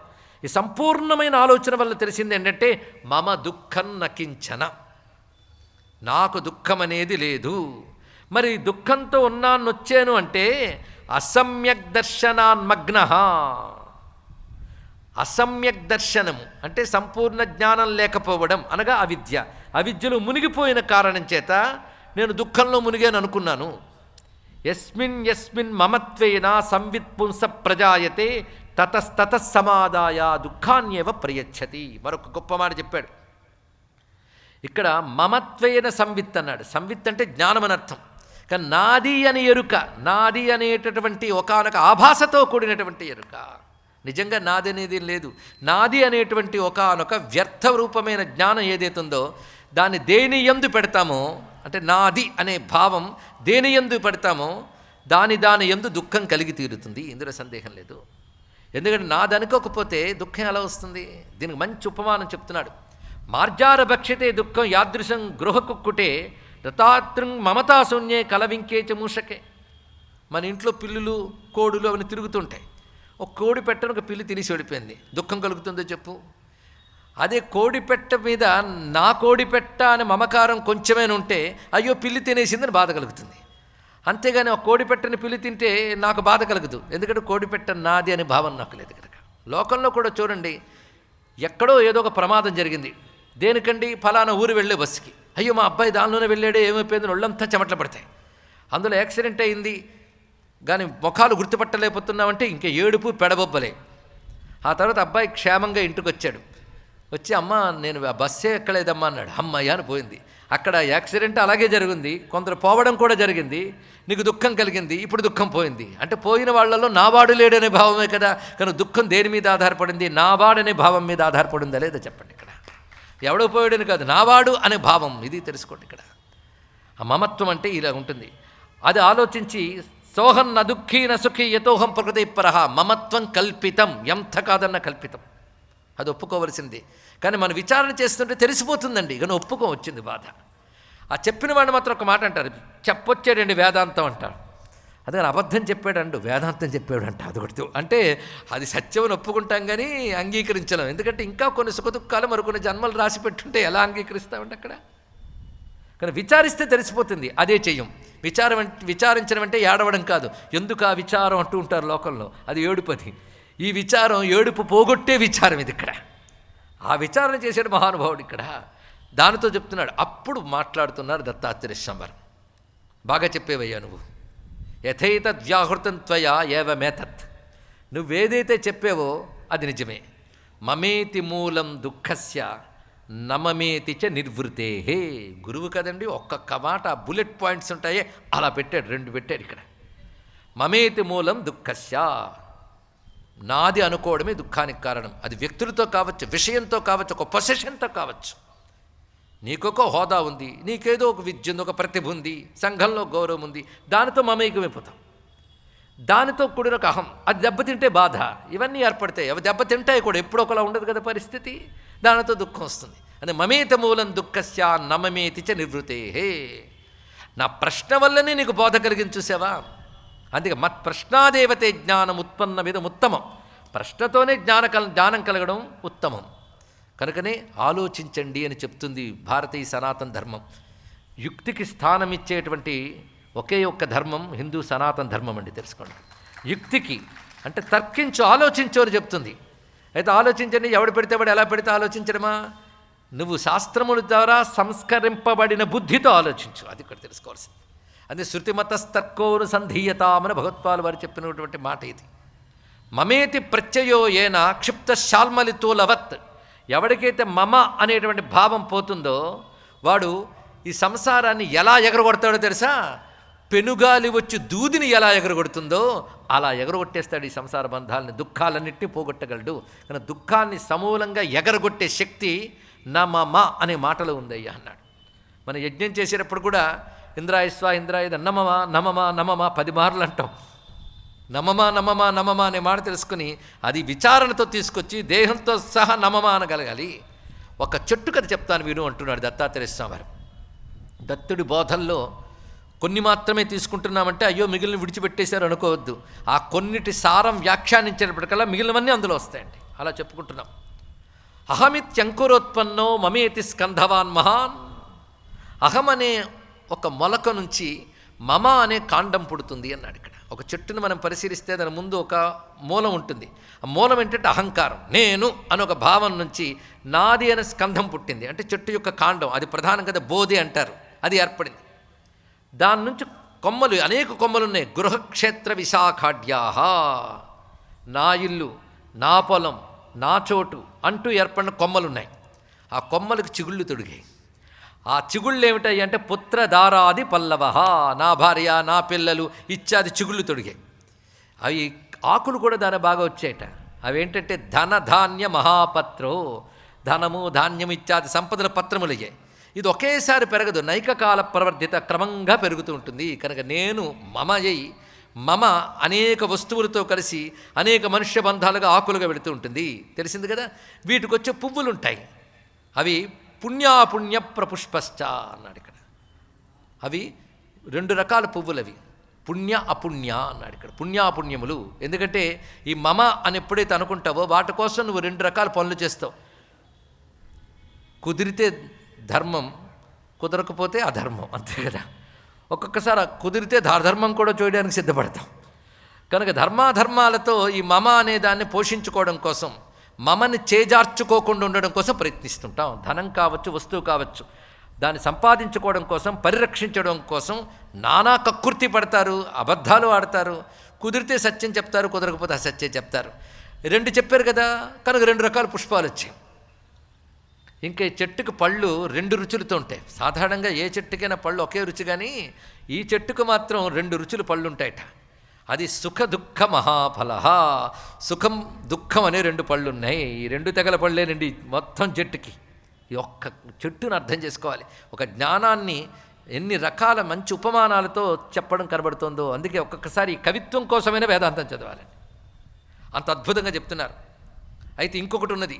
ఈ చెట్టు చుట్టూ ఎప్పుడు తుమ్మెదలు గుమ్మని తిరుగుతుంటాయి తెలుసా. సాధారణంగా తుమ్మెదల రొద బాగుంటుందేమో కానీ ఇది కర్ణ కొట్టవరం, అలాంటి తుమ్మెదల రొదలు ఉంటాయి. అవేమిటయ్యా అంటే అవి క్రమంగా అపవర్గ పథవ్యాపి మూఢ సంపర్క సేవిత విధిత్సా భృంగమాలాడ్య హృదిజాతో మహాతరుహు. నిరంతరం కోరికలనే తుమ్మెదలు వృధలు పెడుతూ తిరుగుతుంటాయి. అంటే కోరికలు విశ్రాంతి లేదు. ఒకటైతే ఒకటి జుమ్ జుమ్ జుమ్ మనసులో ముసురుతూనే ఉంటాయి. ఎండెక్కడండి, అలాగా తుమ్మెదలు చుట్టూ ముసురుతుంటాయి దీనికి. అయితే సంసారం అనే మార్గంలో అంటే పుట్టడం చావడం అనేది సంసారము. అది ఈ సంసారం అనే మార్గంలో అలసిపోయిన వాళ్ళు ఇదేదో నీడిస్తుందేమోనని విషవృక్షంకి ఎందుకు చేరతారు తెలుసుకో. అంటే ఈ చెట్టును ఆశ్రయిస్తే సుఖం లేదు అని చెప్పడం దీని యొక్క ఉద్దేశం. ఇప్పుడు ఏం చేయాలి? తరించాలంటే ఈ చెట్టును నరకాలి, మరొకటి కాదు. భవస్య హేత్యయి అన్నాడు ఇక్కడ. ఈ వృక్షాన్ని ఛేదించాలి. ఛేదించని ఎలా ఛేదిస్తావు అన్నాడు ఇక్కడ. దానికి ఒక ఆయుధం ఉంది, చెప్తున్నాను విను అన్నాడు. మమతా తరుహు. మమత అనబడే ఈ చెట్టు మొత్తానికి కలిపి మమ అని పేరు. మమకారపు చెట్టు నరికేందుకు ఒక పదునైన కత్తుంది. యైస్తు సత్సంగ పాషాణ శితేన మమతా తరుహు భిన్నో విద్యాకుఠారేణ తే గతాస్తత్వవర్త్మనా. విద్య అనబడేటటువంటి కత్తితో దీన్ని ఛేదించాలి. అంటే కత్తికి పదును పెట్టాలి కదా, కత్తికి పదును పెడితే కానీ ఛేదించలేరు. కనుక విద్య అనే కత్తి సత్సంగం ద్వారా పదును పెట్టబడి మమత అనబడేటువంటి వృషవృక్షాన్ని సమూలంగా ఛేదిస్తుంది అన్నాడు ఇక్కడ. కనుక విద్య పదునెక్కాలంటే సత్సంగం కావాలి. ఆ సత్సంగం వల్ల విచారణ అనేటువంటి జరిగి పదునెక్కుతుంది. అంటే నీలో భగవంతుడు పెట్టిన ఒకానొక ఎరుక సత్సంగం ద్వారా పదునెక్కి మమత్వం అనబడి విషవృక్షాన్ని పోల్చుకుని దాన్ని ఛేదిస్తుంది. ఇది ప్రధానమైన. మరి నాకు చెట్టు నీడు కావాలి కదండి, విషవృక్షమో పిచ్చి వృక్షమో ఒకటి దొరికింది కదా, దాని కిందైనా తలదాచుకొనివ్వండి అంటే, ఎందుకయ్యా విషవృక్షం కింద తలదాచుకుంటావు, నేను ఒక మంచి వనం చెప్తాను, అక్కడికి వెళ్ళు, అక్కడెప్పుడు హాయి ఆనందం ఉంటుంది, అక్కడికి వెళ్ళు. ఈ వనం అనే మాట కూడా ఉపనిషత్తుల్లో చెప్పబడుతుంది. అందుకే మనం ఎప్పుడు ఆనందస్థానం వనం, అంతేగాని అరణ్యం అనకూడదు. అరణ్యం పేరులోనే దుఃఖస్థానం అనే మాట మనకు కనబడుతుంది. ఎందుకంటే గార్డెన్లో ప్రశాంతంగా ఉంటాం, ఎందుకంటే సెక్యూరిటీ ఉంటుంది, అంత చక్కగా చేస్తారు కనుక ఏ బాధ ఉండదు. అడవులకు వెళ్తే ఎక్కడైతే ఏడ్చినా మొరవినరో అదే అరణ్యం. కానీ వనం అంటే ఆనందం కోసమే. అందుకే వనం అనే శబ్దం ఆనందం కోసం చెప్పబడుతుంది కనుక వనం ఆనందవాచి. ఆ వనం యోగి బృందమునకు కూడా ఆనందం ఇచ్చే వనం, అదే బృందావనం అనే మాట ఇత్యాదులు చెప్పబడుతున్నాయి, దివ్యమైన శబ్దములవి. అలాగే ఇక్కడ చెప్తున్నారు, ప్రాప్య బ్రహ్మవనం శాంతం నీరజస్కం అకంటకం. అక్కడికి వెళ్ళవయ్యా, బ్రహ్మవనం అది చాలా అద్భుతం. ఏదో ఒక చెట్టు ఒకటి కాదు, బ్రహ్మవనం అది ఆనందప్రదాయకమైన చోటు. అక్కడ ధూళుండదు, ముళ్ళు ఉండవు, నిరంతర ఆనందం ఉంటుంది. ఎవడైతే అటువంటి బ్రహ్మవనాన్ని చేరి పరాం ప్రజ్ఞాం ప్రాప్నువంతి, పరమమైన ప్రజ్ఞను పొందుతారో వారు మాత్రమే సుఖాన్ని పొందుతారు. కనుక నీకు 2 చెట్లు చూపిస్తున్నా. ఒకటి ఆనందమనే బ్రహ్మవనం, ఇంకొకటి విషవృక్షం. దీన్ని ఆశ్రయించుకో, దాని దగ్గరికి వెళ్ళు. కనుక ఆశ్రయించవలసిందేదో చెప్తున్నాడు, తెగ నరకాల్సిందేంటో చెప్పాడు ఇక్కడ అని చెప్తూ, కనుకనే యోగాదేశాన్ని చెప్తున్నాను, నువ్వు చెప్పింది నిజమే, మమత్వాన్ని విడిచిపెట్టు చక్కగా బోధించాడు. బోధించగానే నాకు ఇవాళ చెప్తుంటే మరీ ఉత్సాహం కలిగింది. నేను బాగా ఆలోచించినప్పుడు కూడా ఉత్సాహం కలిగింది. సమస్య ఎక్కడుందో చెప్పనా, ఆలోచిస్తే బాగుందనిపిస్తోంది కానీ నిలవడం లేదయ్యా అన్నాడు. అక్కడొచ్చిందండి అద్భుతమైనటువంటి, అంటే ఎంత చక్కగా డీల్ చేస్తున్నాడు చూడండి సబ్జెక్ట్ని. ఇప్పుడు మనకు కూడా అంత అర్థమైపోయింది, కానీ ఎక్కడ వేసిన గొంగళి అక్కడే తెలుస్తూనే ఉంది. అయితే ఇక్కడ తెలుసుకోవాల్సింది, ఎక్కడ వేసిన గొంగళి అక్కడే అనుకుని ఇదంతే అని సర్దుకుపోవడం కాదు. మనకు అది కలగడం లేదెందుకు అంటే 2 కారణాలు. అర్థం కావడం లేదు అని ఒకటి కారణం అంటాం, కాదు, నాకు అది ఎప్పటి నుంచి అక్కర్లేదు అనుకుంటున్నాం, అందుకే చాలామందికి కలగడం లేదండి. నిజాయితీగా అది నాకు కావాలి అనేటువంటిది గట్టిగా కావాలి, దాని పేరు జిజ్ఞాస. జిజ్ఞాస అనే మాట చిన్నదా, క్వశ్చన్కి ఆన్సర్ కావాలనుకోండి జిజ్ఞాస కాదు, ధరించడానికి జ్ఞానం కావాలనే తపన పేరు జిజ్ఞాస. జిజ్ఞాస ఒక తపన, ఒక తపస్సు.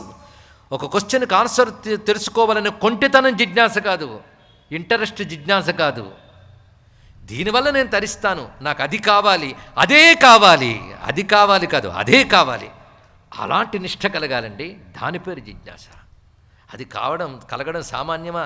ఎన్ని జన్మల పుణ్యం ఉండాలి ఆ జిజ్ఞాసకి? అథాతో బ్రహ్మ జిజ్ఞాస. ఆ బ్రహ్మ జిజ్ఞాసకి మళ్ళీ అధికారం ఉంది, అటువంటి వాడిది బ్రహ్మ జిజ్ఞాస. అందుకని ఎలాగో ఖాళీగా ఉన్నాను కనుక ఉపనిషత్తులు తీసుకుంటున్నాను, మళ్ళీ పిల్లాడు పెళ్ళి అనేది కొత్తది ఏదో వస్తే ఆపేస్తాను పక్కకి. ఇదా జిజ్ఞాస? ఎలా ఉండాలండి? అందుకే కేవలం పాండిత్యపు కబుర్లు కాదు, నా మేధయ దానితో దొరకదు, నా ప్రవచనేన లభ్య, శాస్త్రమే చెప్తోంది ఇక్కడ. అటువంటి దృఢమైన జిజ్ఞాస ఉండాలి.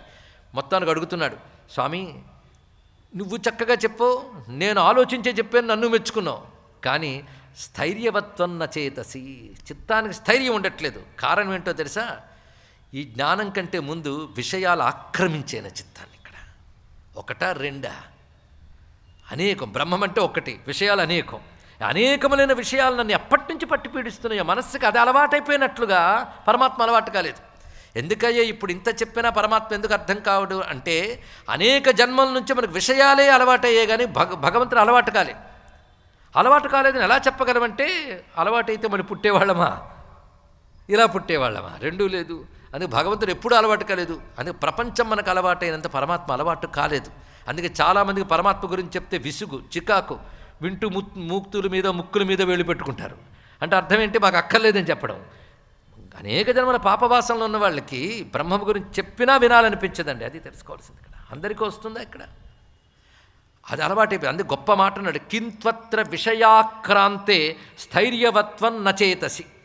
ఏకాంతంలో కూర్చొని అలా ప్రశాంతంగా ఉండండి, ఏమీ ఆలోచించకుండా అంటే మొదటి చేయగలం, కానీ ఏమీ ఆలోచించకుండా ఉండదండి. ఇక్కడ కొంతమంది జపం చేసిన వెంటనే మంచి ఐడియా వచ్చింది చెప్పనా అంటాడు.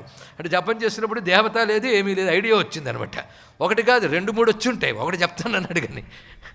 అందుకే మనస్సు నిలబెట్టడం అంత తేలిక అండి ఇక్కడ.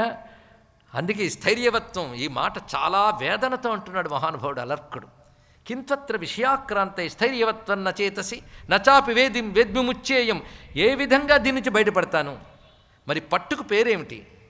ఈ పట్టుకు పేరేమిటి అంటే మృత్యుబంధనం ఉంది వేదాంతం. చావుతో బంధంట, చావు బంధం. మృత్యోర్ముక్షయ్యమా అమృతాత్ అన్నది కదా, చావుతో ముడిని తెంచు అన్నది. అంటే ఎక్కువ కాలం బతికేస్తామేమో అనుకుంటున్నాం. చావుతో ముడి తెంచు అంటే ఈ దేనికి చచ్చే లక్షణం ఉందో అది నేను అనుకునే అజ్ఞానమే చావు. ఒకటే మాట చెప్పాను ఇక్కడ, మరొక్కసారి ఆలోచించండి. దేనికి చచ్చే లక్షణం ఉందో అది నేను అనుకోవడమే చావు. తెలుగులోనే చెప్పాను, నేనేం సంస్కృతం లేదు, శ్లోకం లేదు. చచ్చే లక్షణం దేనికి? శరీరానికి. అది నేను అనుకోవడమే చావు, అంటే అజ్ఞానమే చావు, మరొకటి కాదు. అదే ప్రమాదమే మృత్యువయ్యా అని ఉపనిషత్తే చెప్తుంది ఇక్కడ. మృత్యుమహం బ్రవీమని. ప్రమాదం అంటే ఏమరపాటు, నువ్వు కానిదాన్ని నువ్వు అనుకోవడమే, అదే మృత్యు. అది లేని బంధం. ఉన్న బంధం అమృతంతోనే మనకి. ఉన్న అమృత బంధం తెంచకు, లేని బంధం ఉందనుకుంటున్నాను, దీన్ని తెంచేయి అని మృత్యుంజయుని ప్రార్థిస్తోంది మంత్రం. దానికి మృత్యుబంధం అని పేరు. మరొక పేరు ప్రకృతి బంధం. ప్రకృతి బంధం గొప్ప వరడండి ఇక్కడ. ప్రకృతి అంటే ఎన్నో చెప్పచ్చు, 25 రకాల ప్రకృతులు, తత్వములు అన్నీ చెప్తారు. వీటన్నిటితో మమ అని చిక్కుకుపోయాను. ఎప్పుడు పడ్డానో తెలియదు, కానీ ఇప్పటికీ వదలలేదని మొత్తం తెలుసుకోవాలి. ప్రకృతి బంధం ఎప్పుడు ఏర్పడింది అని వెతకడం కాదు, దీని నుండి ఎలా బయటపడతానని వెతకాలి ఇక్కడ. ఇది ఎప్పుడు పడ్డావు, ఎన్ని జన్మలు వెనకాల పడ్డావు నీకు తెలియదు. మొన్న చెప్పాడుగా 10,000 జన్మలు గుర్తొస్తున్నాయి అన్నాడు ఆయన. అంటే ఎప్పుడు పడ్డామో ప్రకృతిలో. అప్పటి నుంచి అనేక తనువులు ధరిస్తూ ఇక్కడికి వచ్చాం. ఇదేమీ నిలిచేది కాదు, మళ్ళీ పరిగెడతాం, పోతుంది. మన కంటి ముందే ఒక రోలింగ్ స్టోన్లో వెళ్ళిపోతాం జీవితం. కొండ మించి ఎక్కడో జారిపడ్డ రాయి ఎలా కిందకి పడిపోతుందో అలా వెళ్ళిపోతాం జీవితం. ప్రతి క్షణం పరిగెడుతోంది మృత్యువు వైపే. అవునా, కనబడుతోంది. ఈ బంధం ఏదైతుందో అది ప్రకృతి బంధం. ఈ ప్రకృతి బంధం వల్ల విషయములు మనస్సులు ఆక్రమించాయి. అందుకే ఈ చెప్పిన విషయం ఏది ఉందో, మమత్వం ఒక్కటే దుఃఖ కారణం, మమత్వం విడిచిపెడితే సుఖం అనే మాట వినడానికి సింగిల్ కొటేషన్ సూపర్. ఇంకోటి చెప్పచ్చు, కాగితం మీద రాసుకోవచ్చు. కానీ కాగితం మీద అక్షరం నిలబడింది, కానీ మనస్సులో జ్ఞానం నిలబడట్లేదయ్యా. ఏం చేయమంటావు? అందుకే ఈ ఒక్క శ్లోకంలో నచాపి వేద్విముచ్చేయం కథం ప్రకృతి బంధనాత్, ప్రకృతి బంధనం నుంచి ఎలా బయటపడాలనేది నాకు తెలియట్లేదు. ఎలా నేను ఈ గుణబంధం నుంచి బయటపడి నిర్గుణ స్థితిని పొందుతాను? గుణాతీత సవుచ్యతే అని గీతలో పరమాత్మ చెప్పినట్లుగా గుణాతీత స్థితి నాకు ఎప్పుడు వస్తుంది? కథం వా బ్రహ్మణైకత్వం వ్రజేయం శాశ్వతేన వై, ఆ శాశ్వతమైన బ్రహ్మైక్య స్థితి నాకు ఎలా లభిస్తుంది? నాకు సమాధానం చెప్పననకయ్యా. సత్సంగం వట్టిపోదని నాకు తెలుసు. ఇవాళ నిన్ను ఆశ్రయించాను గనక తప్పకుండా నాకు ఉపకారం కలుగుతుంది నీ వల్ల అన్నాడు ఇక్కడ. మహత్సంగస్తు దుర్లభో అగమ్యం అమోఘశ్చ అని ప్రహ్లాదుడి వాక్యాన్ని మరొక్కసారి, అంటే నారద వాక్యం ఇది, అదొక్కసారి స్మరించుకోవాలి. మహత్సంగం దొరకడం కష్టం, దొరికితే పోల్చడం కష్టం, పోల్చుకుని పట్టుకున్నాక అది వ్యర్థము కాదు అని 3 పదాలు ఉన్నాయి. దొరకడం కష్టమనేది దొరికింది, పోల్చుకున్నాను, ఇప్పుడు 3వది కావాలి, అది అమోఘం. అమోఘం అంటే వ్యర్థము కానిది, ఫలించి తీరుతుంది. సత్సంగోహ్యుపకృతృణాం, గొప్ప మాట అన్నాడు. సత్సంగ హి ఉపకృతృణాం, మానవులకు సత్సంగము ఉపకరించి తీరుతుంది, వ్యర్థం కాదు. కాబట్టి నువ్వే నాకు చెప్పాలి ఏం చెయ్యాలో అన్నాడు. నేను అలా చెప్తాను అనకు, నువ్వెవరో నాకు తెలుసయ్యా. ఏ పుణ్యాలు పండేవి నిన్ను పోల్చుకున్నావు. ఎందుకంటే మహాత్ముల్ని పోల్చడం సామాన్యమైన విషయం కాదు. కృష్ణ పరమాత్మ చెప్పలేదు మనకి, మానుషీం తనుమాశ్రితాం అవజానంతి మా మూఢాహ మానుషీం తనుమాశ్రితాం. మూర్ఖులు మనుష్య రూపంలో కనబడి నన్ను తెలుసుకోలేరు అన్నాడు కదా కృష్ణ పరమాత్మ. అంటే జ్ఞానులు తెలుసుకోగలరు, నేను తెలుసుకోగలిగాడు. నువ్వెవరో నాకు తెలుసు. యోవతీర్ణో మహాతేజ విశ్వార్తిహరణక్షమ ప్రసన్నస్స మహాప్రాజ్ఞో రాజ్ఞే అలర్కాయ విశ్వకృత్. ఎంత ఆర్ద్రంతో అంటున్నాడు. ఏ మహాతేజస్వరూపుడు అవతరించాడో అతడు ఈ అలర్కుడు పట్ల ప్రసన్నుడయ్యాడు. ఇంకేం కావాలి? ప్రసన్నుడు అయ్యేవాడు కనుకనే నన్ను నువ్వు సాక్షాత్కారంతో అనుగ్రహిస్తున్నావు. కాబట్టి నువ్వే ఉపాయం చెప్పాలి. నువ్వెవరివి అంటే 2 మాటలు చెప్పాడు. విశ్వకృత్ విశ్వార్తిహరణ క్షమ. ఈ సమస్త విశ్వాన్ని ఏర్పరిచిన వాడువు నువ్వు. సమస్త విశ్వము యొక్క ఆర్తి పోగొట్టగలిగిన వాడువు నువ్వు. ఒక్క నా ఆర్తి కాదు, సమస్తము యొక్క ఆర్తిని పోగొట్టగలవాడువు నువ్వు. పైగా యోగాదేశ పరంగుహ్యం యోగి వంద్య పదాంబుజ ఉపాదిశత్స విశ్వాత్మ భక్తాయ ఆర్తాయ సద్గురు. నువ్వు సద్గురుడివి. సద్గురువు అంటే అర్థం దుఃఖం నుంచి బయట పెట్టగల సమర్థుడు సద్గురువు. అటువంటి వాడు నువ్వు. యోగులు నీ పాదాలు నమస్కరిస్తారు. అందుకే రహస్యమైనటువంటి యోగాదేశం ఉన్నదో, రహస్యము అంటే ఇంద్రియాతీతమైన జ్ఞానము అని అర్థం. ఇంద్రియాలతో అర్థం చేసుకోగలిగే జ్ఞానం ప్రకట జ్ఞానం, ఇంద్రియాలకు అతీతమైన జ్ఞానం రహస్య జ్ఞానం. అందుకే ఆత్మతత్వాన్ని రహస్య జ్ఞానం అంటారు. ఇంద్రియాలతో అర్థం కాదు అది. అందుకే ఇంద్రియాలతో అంటిపెట్టుకు తిరిగే బుద్ధికి తేలిగ్గా దొరకదు. అందుకే రహస్య జ్ఞానం అది నాకు చెప్పు అనగానే ఇప్పుడు ప్రారంభిస్తున్నాడు. నాయన ఎప్పుడైనా సరే జ్ఞానేన సహ యోగిన జ్ఞానపూర్వోహి యోగోయం. జ్ఞానమునకు యోగమని పేరున్న యోగమునకు సాధన కూడా ఉన్నది. యోగం అంటే ఉపాయం అని కూడా అర్థం ఉన్నది. ఒకానొక సాధన పేరు యోగం. ఆ యోగ సహాయంతోనే విచారణ రూపమైన జ్ఞానం ఫలిస్తుంది. కానీ యోగం సహకరిస్తుంది. మనస్సులో నిలవట్లేదన్నావు కదా, ఆ మనస్సును నిలబెట్టి బ్రహ్మంతో తాదాత్మ్యం చెందించే స్థితి యోగం వల్ల సాధ్యమవుతుంది. అది ముక్తిర్యోగా తథా యోగ సంగత్యాగాన్ మహీయతే. ముక్తి అనేది యోగం వల్ల కలుగుతుంది. ఒక్కొక్క మాట అంత సూత్రప్రాయంగా చెప్తున్నాడో చూడండి. యోగం వల్ల ముక్తి కలుగుతుంది. యోగం అంటే యోగ సంగత్యాగాత్, సంగత్యాగం వల్ల యోగం బలపడుతుంది అన్నాడు. ఎంత సంపర్కం నువ్వు తగ్గించుకుంటే యోగం అంత బలపడుతుంది తెలుసుకో. అన్నీ వదిలేయమని చెప్పలేరు, కొన్నైనా వదలడం నేర్చుకోగలగాలండి కదండి. ముందు కొన్నైనా వదలడం నేర్చుకుంటే తర్వాత ఎన్నైనా వదలగలిగే స్థితికి వస్తుంది. ఇక్కడ ముందు అది నేర్చుకోవాలి. ఒక పిల్లాడు పనికిమాలిన రాళ్ళన్నీ చేర్చిపెట్టేట. వాళ్ళమ్మ చెప్తోంది, నువ్వు ఎక్కడెక్కడి నుంచో తెచ్చిన రాళ్ళన్నీ ఇంట్లో పడేసావు, అవి ఇంట్లో చోట ఆక్రమించాయి, తీసేయంటే వినట్లేదు. ఒకరోజు వాళ్ళ ఇంటికి గురువుగారు వస్తే వాళ్ళ అబ్బాయి సమస్య చెప్పింది. నేను చూస్తాలే అమ్మ అని పిలిచాడు. పిలిచి నువ్వేవో రాళ్ళు సేకరించేవిటా తీసుకురా అన్నాడు. ఇక్కడ తీసుకొచ్చి అబ్బా ఇది బాగుంది అని 1, 2 పెట్టి, నువ్వు చూడు ఇందులో బాగులేనివి ఏవైనా అనిపిస్తే తీసిపారే అన్నాడు. ఇక్కడ కొన్ని తగ్గించని. వాడు ఒకరోజు కూర్చుని నిజం కొన్నే ఉంచుకోవాలి కదా, ఇది బాగోలేదు ఇది బాగోలేదు అని తీసేట్టు మరికొన్ని దాచిపెట్టాడు. 2వ రోజు మళ్ళీ సెషన్ పెట్టాడు. ఇందులో ఏది బాగోలేదో చూడు అన్నాడు. వాడు మళ్ళీ ఆలోచన చేశాడు. గురువుగారు చెప్తూ ఉంటే ఇది బాగోలేదు అని తీసేశాడు. ఇదివరకు అమ్మ తీసిపారంటే పారేయలేదు. ఇప్పుడు గురువుగారు కూర్చున్నారు కదా, గురువు మీద గౌరవంతో అతడికే ఆ పనప్ప చెప్పేశాడు, పనికిమాలినవేవో ఆలోచించుకొని.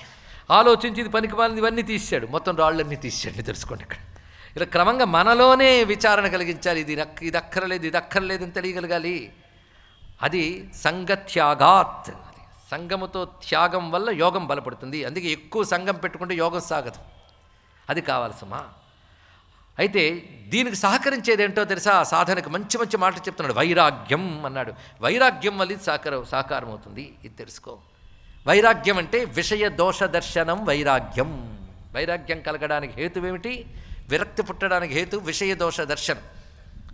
ఒక పదార్థం రోజు తాగుతున్నావు, నీకు డాక్టర్ గారు చెప్పారు ఆ పదార్థం తాగుతున్నావు కానీ ప్రాణాంతకం సుమా అన్నాడు. వెంటనే విడిచిపెడతావా లేదా? ఎందుకు విడిచిపెట్టావు అంటే దానివల్ల ఒక దోషం ఉంది, ప్రాణాన్ని పోగొడుతుంది. చక్కగా గుమగుమలాడుతూ తీపిగా ఉన్న పాయసమే తాగబోతుంటే ఆవిడ చెప్పాడు విషం కలిపారని, పక్కన పెట్టేవా లేదా దాన్ని? అంటే విషం అనే దోషం కలవడం చేత పాయసాన్ని అలా విడిచిపెట్టేవో, నువ్వు అనుభవిస్తున్న విషయాల్లో కూడా ఆలోచిస్తే వాటి వల్ల ఏ దుఃఖం కలుగుతుందో నువ్వు ఆలోచిస్తే తెలిసిపోతుంది, అప్పుడు విషయాలను విడిచిపెట్టగలవు. అది విషయాల్లో ఉండే దోషాలను తెలుసుకుంటే వాటి మీద కలిగే విరక్తి పేరు వైరాగ్యం. ఈ వైరాగ్యం పెరుగుతున్న కొద్దీ సంగత్యాగం కలుగుతుంది, సంగత్యాగం కలుగుతున్న కొద్దీ యోగం బలపడుతుంది, యోగం బలపడుతున్న కొద్దీ జ్ఞానం వస్తుందండి. ఇది క్రమం ఇక్కడ. అందుకే విషయ దోష దర్శనం వల్ల వైరాగ్యము, వైరాగ్యం వల్ల యోగం బలపడుతుంది, యోగం వల్ల విచారణ బలపడుతుంది, విచారణ వల్ల జ్ఞానం లభిస్తుంది, జ్ఞానం వల్ల మోక్షం లభిస్తుంది. ఇది క్రమం బోధిస్తున్నాడు ఇక్కడ. ముక్తయే. అయితే జ్ఞానం అంటే అర్థం ఏమిటి అంటే, దేనివల్ల ముక్తి లభిస్తుందో అదొక్కటే జ్ఞానము, మిగిలినదంతా అజ్ఞానమే అని తెలుసుకో అన్నాడు ఇక్కడ. ఒకటే మాట నిర్వచనం. కానీ అందులో వీడు ఈ జ్ఞానండి ఆ జ్ఞానండి అని రకరకాల పేర్లు చెప్తాడు. ఇంజనీరింగ్ జ్ఞాని కూడా వైద్య జ్ఞాని, మంచిదే లోక వ్యవహారానికి. కానీ మా భాషలో మాత్రం అన్ని అజ్ఞానాలే, ఒక్కటే జ్ఞానం. యన్ముక్తయే తదేవోక్తం జ్ఞానమజ్ఞానమన్యథ. యన్ముక్తయే తదేవోక్తం జ్ఞానం అజ్ఞానమన్యథ. ఏది ముక్తికి చెప్పబడుతుందో అదే జ్ఞానం, మిగిలినవన్నీ అజ్ఞానమే. ఈ మాట గుర్తుపెట్టుకోవాలి. ఈ మాట భగవాన్ కృష్ణ పరమాత్మ చెప్పాడు. ఎక్కడ? అధ్యాత్మజ్ఞాన నిత్యత్వం తత్వజ్ఞానార్థ దర్శనం. ఆ చెప్తూ అజ్ఞానం అతత్వన్యథ అన్నాడు ఇక్కడ. మిగిలినవన్నీ కూడా అజ్ఞానములే. కనుక జ్ఞానం అనగా అధ్యాత్మ జ్ఞానం మాత్రమే జ్ఞానము అని చెప్తూ దీనికి ఎలా బిల్డప్ చేసుకోవాలో చెప్తున్నాడు. స్ట్రక్చర్ అండి, సిద్ధాంతం చెప్పడమే కాదు, వ్యక్తికి ఇది ప్రాక్టికల్గా ఎలా సాధ్యమవుతుందో చెప్తున్నాడు ఇక్కడ దత్తాత్రేయ స్వామివారు. దత్త బోధ మొదలవుతుంది. ఎంత చక్కగా బోధిస్తున్నాడంటే, అయితే కర్మలు మానేయాల. కర్మలు విషయంతో అనుబంధం ఏర్పరుస్తాయి. అనుబంధం వల్ల కర్మ చేస్తాం. మనం ఒక మంచి పని చేసాం, మంచి పని చేసామంటే తప్పకుండా ఏదో ఫలాన్ని ఆశిస్తాం. ఫలం విషయాల్లోదే కదా, కనుక విషయంతో అనుబంధం ఏర్పడుతుంది. పైగా ఫలానా విషయం కోసం కర్మ చేస్తాం కనుక కర్మకు ముందు వెనక విషయంతో అనుబంధం ఏర్పడుతుంది. బంధం ఏర్పడిందంటే జన్మ ఉంటుంది. అందుకే కర్మ వల్ల జన్మలు ఏర్పడతాయి కనుక నకర్మణ ప్రజయ అని చెప్పారు. కనుక ఇప్పుడు ఏం చేయాలి? కర్మలు విడిచిపెట్టేయాలి. విడిచిపెట్టేస్తే కర్మభ్రష్టత్వం పాపం వస్తుంది. అన్నీ చిక్కానండి ఇక్కడ. అన్నీ విడిచిపెట్టే అంటావు. అలా అన్నీ విడిచిపెట్టేయమని చెప్తున్నాడా? ఇప్పుడు ఎంత చక్కగా చెప్తున్నాడంటే, ముందు ప్రారంభం నుంచి అలా చేయాలో చెప్తున్నాడు. ప్రారంభం నుంచి చెప్తున్నది ఏంటంటే, ఏది నిత్యం ఆవశ్యకం అయిన కర్మో దాన్ని మాత్రం మానరాదు సుమా అన్నాడు ఇక్కడ. అంటే నిత్య నైమిత్తిక కర్మలని శాస్త్రం ఏదైతే చెప్పినదో దాన్ని మానరాదు. అంటే నా జ్ఞానం కలిగిందని చెప్పి సంధ్యావందనం మానేయడం, దేవతార్చన మానేయడం, దేవుడి గదికి తాళం వేసేయడం ఏమిటంటే ఉపనిషత్తులు చదువుతున్నానండి. కానీ 12ంటికి భోజనం మాత్రం సకాలంలో చేసేస్తాడు వాడు. ఇక్కడ ఇవి మానేస్తాడు. కానీ ఎంతకాలం నువ్వు ఇంట్లో భోజనం చేస్తావో అంతకాలం నైవేద్యం పెట్టాలి. భగవంతుడికి నైవేద్యం పెట్టకుండా తినే తిండి ఉన్నదే, దాని శాస్త్రం చాలా నీచ శబ్దంతోనే చెప్పింది, కానీ సభా మర్యాదతోనే చెప్పట్లేదు ఇక్కడ. అది శుద్ధము కానిది అనేది అంతే శాస్త్రం. మరి భగవంతుడికి నువ్వు తినే తిండే వండుకుంటున్నావు, భగవంతుడికి దీపం పెట్టి నైవేద్యం పెట్టడానికి ఏమైనది ఇక్కడ? నిత్యకర్మ. గృహస్థాశ్రమంలో ఉన్నావు నువ్వు దానిలో ఉంటూ సన్యాసి కబుర్లు చెప్పకు ఇక్కడ. నువ్వు భిక్షాటనం చేసి సన్యాసివి కావు కదా. కనుకనే నువ్వు ఎందులో ఉన్నావో అందులో ఏది విధి అని శాస్త్రం చెప్పిందో దానిని జ్ఞానం కలిగిందనో కలుగుతుందనో భ్రాంతితో విడిచిపెట్టరాదు. ఇది శాస్త్రం చెప్తున్న గొప్ప మాట. అది నిత్యం ఆవశ్యకంచ యత్ కర్తవ్యమితి నిశ్చత్య. ఆ కర్మలు చేయి. అంతేకాదు నాయాస కామకారణాత్, ఆయాసం పెంచుకునే కర్మలు పెంచుకోకు. బోల్డ్ అని కర్మలు బోల్డ్ అని పెంచేసుకుంటావు, ఒక్కడు విడిచిపెట్టలేవు. విడిచిపెట్టకపోవడం వల్ల నీకు విచారణకి యోగానికి సమయం లేదు. అందుకే ఆయాసం పెంచే కర్మలు పెంచుకోకు, నిత్యనైమిత్తిక కర్మలు మానకు. అది చెప్తున్నాడు. అంటే కామ్య కర్మలు విడిచిపెట్టాలి అని చెప్పడం ఇక్కడ. నిత్యనైమిత్తికాలు మాత్రం మానరాదు. అయితే ఆయాసం పెంచుకునే కర్మలు దేనికోసం చేస్తావు? ఈ కోరిక కోసం ఒక కర్మ, ఆ కోరిక కోసం కర్మ. కనుక ఆయాస కామకారణాత్, కామం కారణంగా ఆయాసాలు ఉంటాయి. ఆయాసం పెంచే కర్మలు వదిలించుకుని కర్తవ్య కర్మలు మాత్రమే చెయ్యు అని చెప్తూ, అటువంటి కర్తవ్య కర్మలు ఈశ్వరార్పణ బుద్ధితో చేస్తే అవి నిన్ను అంటవు సుమా అన్నాడు. ఇది ముందు చేస్తూ క్రమంగా సాధన చేయి. ఈ సాధనతో ఇటువంటి కర్మలు చేస్తూ ఈశ్వరార్పణ బుద్ధి కలగడం, సత్యము, అహింస, అక్రమార్జన లేకుండా బ్రతకడం. చూడండి, ఇవంతా మొదటి స్టెప్ అంతా కూడా చక్కని జీవన విధానం. చాలామంది ఇక్కడి వరకే చెప్తూ ఇదే గొప్ప జీవితం చెప్తూ ఉంటారు.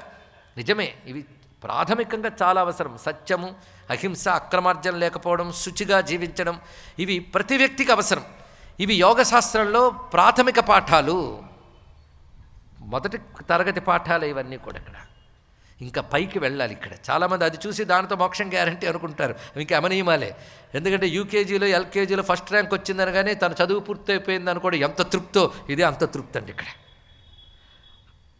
పైగా వీటినే బోధిస్తూ ఇవే చెప్పడంతోనే చాలా కాలం గడిచిపోతుంది. అంటే అవి కూడా పాటించని పరిస్థితి ఏర్పడిందని దీని అర్థం ఇక్కడ.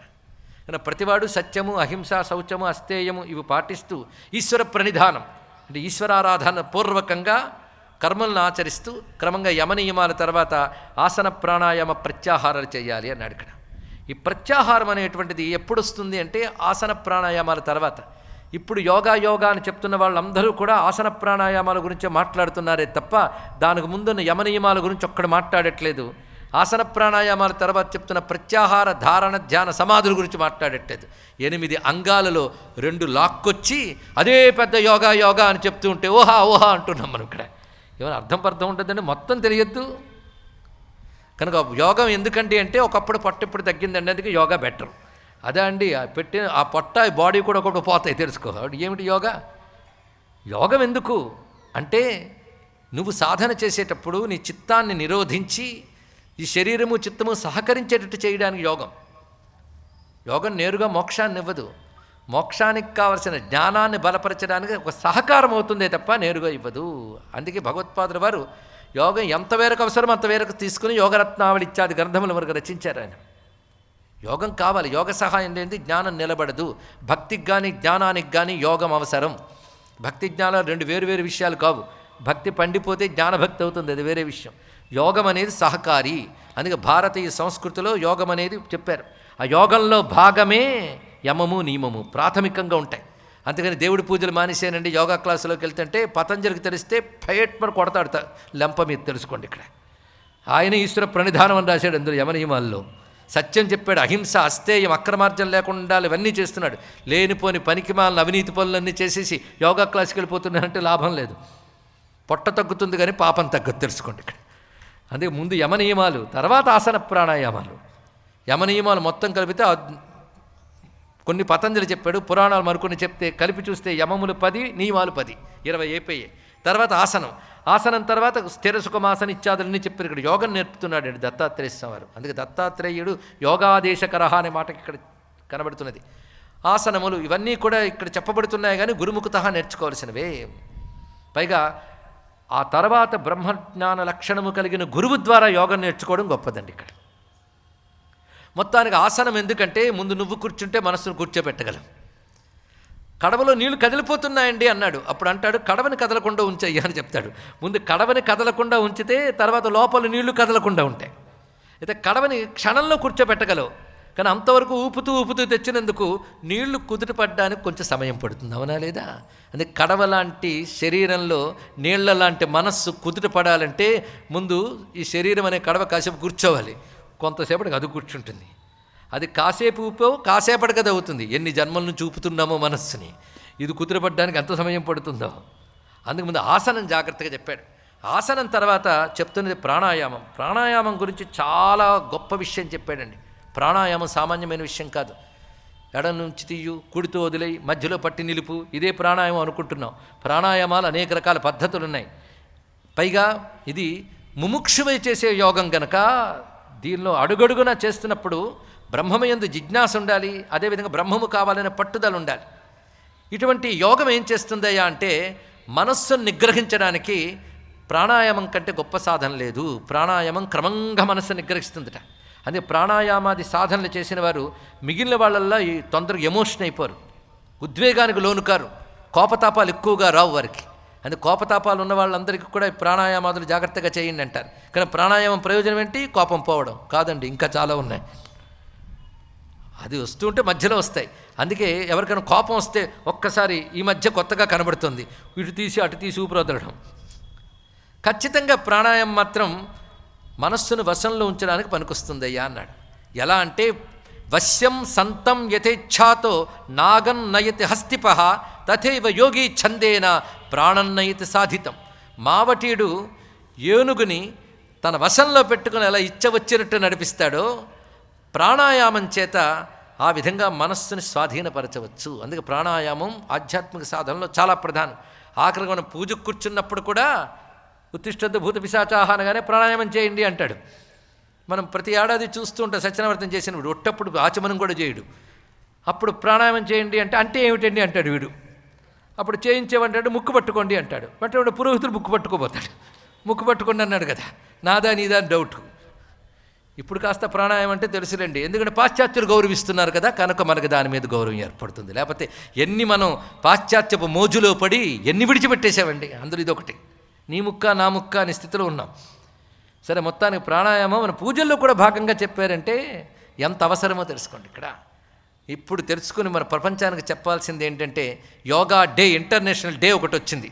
ఈ దేశం ప్రపంచానికి పనికొచ్చే ఎన్నో విషయాలు ఇచ్చిందని ప్రపంచం ముందు ఘోషించడానికి ఇన్నాళ్ల తర్వాత ఈ దేశం ధర్మం ప్రాణంగా కలిగిన ఒక నాయకుడు పడ్డ తపనకి ఇంటర్నేషనల్ యోగా డే వచ్చింది. ఇది సనాతన హిందూ ధర్మం యొక్క గొప్పతనం. ప్రపంచానికి పనికొచ్చి ఆరోగ్యాన్ని ఇవ్వగలిగిన సార్వజనీనమైన ఒక మహావిద్య యోగా అనేటటువంటిది భారతదేశంలోని హిందూ ధర్మం ప్రపంచానికి ఇచ్చిన కానుక మరువరాదు. ఇది కేవలం హిందువులది, అది అందరికీ పనికొచ్చింది. అందరికీ పనికొచ్చేది ఇవ్వగలిగింది హిందూ ధర్మం. తెలుసుకోండి, ఇక్కడ అది మళ్ళీ కబ్జా చేసేది మాది అని బయలుదేరిపోతూ, ఎలాగైతే వాళ్ళది కాని వేదం వాళ్ళదని, వాళ్ళది కాని గుడి వాళ్ళదని బయలుదేరారు, అలా వస్తున్నాయే. ఇవి పులిని చూసి నక్క వాతలు పెట్టుకున్నట్టుంటుంది. వాతలు పెట్టుకున్న నక్కని పులనరు, వాతలు పెట్టుకున్న నక్క అంటారు. తెలుసుకోండి, ఇక్కడ ఇది తెలియక ఇలాంటి పదాలన్నీ చౌర్యం చేసి వాళ్ళు చేస్తుంటారు. ఇప్పుడు పాశ్చాత్య దేశాల్లో కుట్ర జరుగుతుంది. ఇక్కడున్న పెద్దలు కొందరైనా ఆలోచించాలి. విదేశీ విశ్వవిద్యాలయాల్లో హిందూ ధర్మాన్ని పేరు చెప్పడానికి భయం, హిందువులంటే భయం, పైగా హిందూ ధర్మాన్ని అవమానించడానికి తప్పుడు రాతలు రాస్తున్నారు. కానీ వాళ్ళ సంస్కృతం అవన్నీ చదువుకుని హిందూ గ్రంథాల్లో ఉన్న యోగా ఇవన్నీ తీసేసుకుని వాడి పేర్లు మార్చుకుంటున్నారండి. కాన్షియస్నెస్ స్టడీస్ అంటాడు వాడు. అలా పేర్లు మార్చి మళ్ళీ చౌర్యం చేస్తూ అది వాళ్ళదిగా చెప్పడానికి ప్రయత్నిస్తున్నారు. మన వాళ్ళ పాశ్చాత్య వ్యామోహంతో భజన చేస్తూ తిరుగుతున్నారు. దీనివల్ల ప్రమాదం ఏంటంటే, ఇప్పుడు మనవి అనుకుంటున్నవన్నీ పేర్లు మారి ఇంకోవైపు వినిపిస్తాయి. అది వాళ్ళవని పేటెంట్ కూడా చేసుకుంటారు. తర్వాత తరాలకి వాళ్ళవేమో వాళ్ళవే అనే భావం కూడా కలుగుతుంది. అలాంటి తరాల్ని తయారు చేసిన పెద్దవాళ్ళు ఎందరో ఉన్నారు ఇక్కడ. అంటే తమ తరాలకి తమదైన సంస్కృతి తెలియనియకుండా పెంచిన పెద్దలు ఎందరో ఉన్నారు. వారందరికీ నమస్కారం. ఏం చేస్తాం, ఒక వేదనతో చెప్తున్న అంశం ఇక్కడ, అన్యదా భావించవద్దు. ఇక్కడ ఇప్పుడు ఇవన్నీ కూడా విదేశ విశ్వవిద్యాలయాల్లో సెమినార్లు పెట్టి స్టడీస్ చేస్తున్నారండి. కాన్షియస్నెస్ స్టడీస్ అని ఒక పేరు. వాళ్ళు ఇంకా చాలా ఫ్యాన్సీ వర్డ్స్ క్రియేట్ చేశారు, టెర్మినాలజీ తయారు చేసేశారు. అవన్నీ ఇక్కడవే. అది మీ పిల్లలకు నచ్చుతాయి. అది వచ్చింది బాధ. ఏదో యోగా అన్న మాట అయినా తీసుకున్నారు, లేకపోతే దానికి కూడా వరడి చేసేవారు. ఇప్పుడు ఈ మధ్య అన్నిటికీ యోగా పెడుతున్నారు. యోగా చెప్పాలట, యోగా మ్యాట్. అదేమిటో పతంజలికి కూడా తెలియదు ఆ మ్యాట్. దానితో వ్యాపారం, దేన్ని పట్టుకున్నా వ్యాపారం చేయగలిగేది పాశ్చాత్య సంస్కృతి. ధర్మాన్ని కూడా వ్యాపారం చేస్తారు వాళ్ళు. వ్యాపారం కూడా ధర్మంగా చేస్తారు హిందువులు. ఇది తెలుసుకోండి, రెండుగా అది తేడా. ఇది విషయాంతరం అనుకోవద్దు, ఇది కూడా ఒక ఘోష అని తెలుసుకోవాలి. కొన్నాళ్ళుగా మన వైను మనం కోల్పోతున్నాం. ఎంత చెప్పినా మనది మనం కాపాడుకోవాలి, ఆచరించుకోవాలి అనేటువంటి తపన కలగడం లేదనే బాధ. కానీ ఒకానొక భయంకరమైన కుట్ర హిందూ ధర్మంపై దాడుల రూపంలో జరుగుతోంది. ఇది ఏమీ గమనించని మొద్దు నిద్ర మనకు అలవాటు చేశారు దశాబ్దాల నుంచి. జ్ఞానం అంటే పాశ్చాత్యుడిదే. కానీ ఒక్క మాట ఈరోజు ఈ సభాముఖంగా చెప్తున్నాం. ఇంటర్నేషనల్ యోగా డే అని చెప్పినట్లుగా ఇంటర్నేషనల్ ఆయుర్వేద డే కూడా వచ్చి తీరుతుంది. ఎందుకంటే ఎప్పుడైనా మనిషి అంటే వాడి బేసిక్ అవయవాలు ఒకటే, వాడి తత్వములు ఒకటే. ఆ తత్వం మీద బేస్ చేసుకుని రోగం ఏమిటి, చికిత్స ఏమిటో ఎప్పుడు పరిపూర్ణంగా చెప్పినటువంటి సంపూర్ణ జ్ఞానం ఆయుర్వేదం, అందులో సందేహం లేదు. పాశ్చాత్యులు చెప్తున్న మాటలు ఏవైతే ఉన్నాయో వాటిని కొంచెం మనం విచారణతో ఆలోచించి మన మహర్షులు ఇచ్చినటువంటి విజ్ఞానాన్ని పరిరక్షించుకోవాలి. ఇవన్నీ సనాతన ధర్మమైన వేదము నుంచి వచ్చిన శాఖలు. కనుక యోగం కానీ ఆయుర్వేదం కానీ ఇవి అంగీకరిస్తే హిందూ ధర్మం యొక్క గొప్పతనాన్ని అంగీకరించాలి. కనుక దీన్ని కొల్లబడవాలని మత మార్పిళ్ళు చేస్తూ ధ్వంసాలు చేస్తూ తిరుగుతున్న ఏ పాపాత్ములు ఉన్నారో వారు వీటిని అంగీకరించరు. ఇందులో ఇవి లాక్కుని వాళ్ళలోకి మార్చుకునే ప్రయత్నాలు చేస్తున్నారు. అన్ని మతాల్ని గౌరవిద్దాం కానీ సనాతన ధర్మంతో దేన్ని పోల్చడానికి లేదు. ఇటువంటి ఉదాత్త ధర్మంలో సహజంగా పుట్టిన భాగ్యశాలురం మనం దీన్ని కాపాడుకునే ప్రయత్నం చేద్దాం.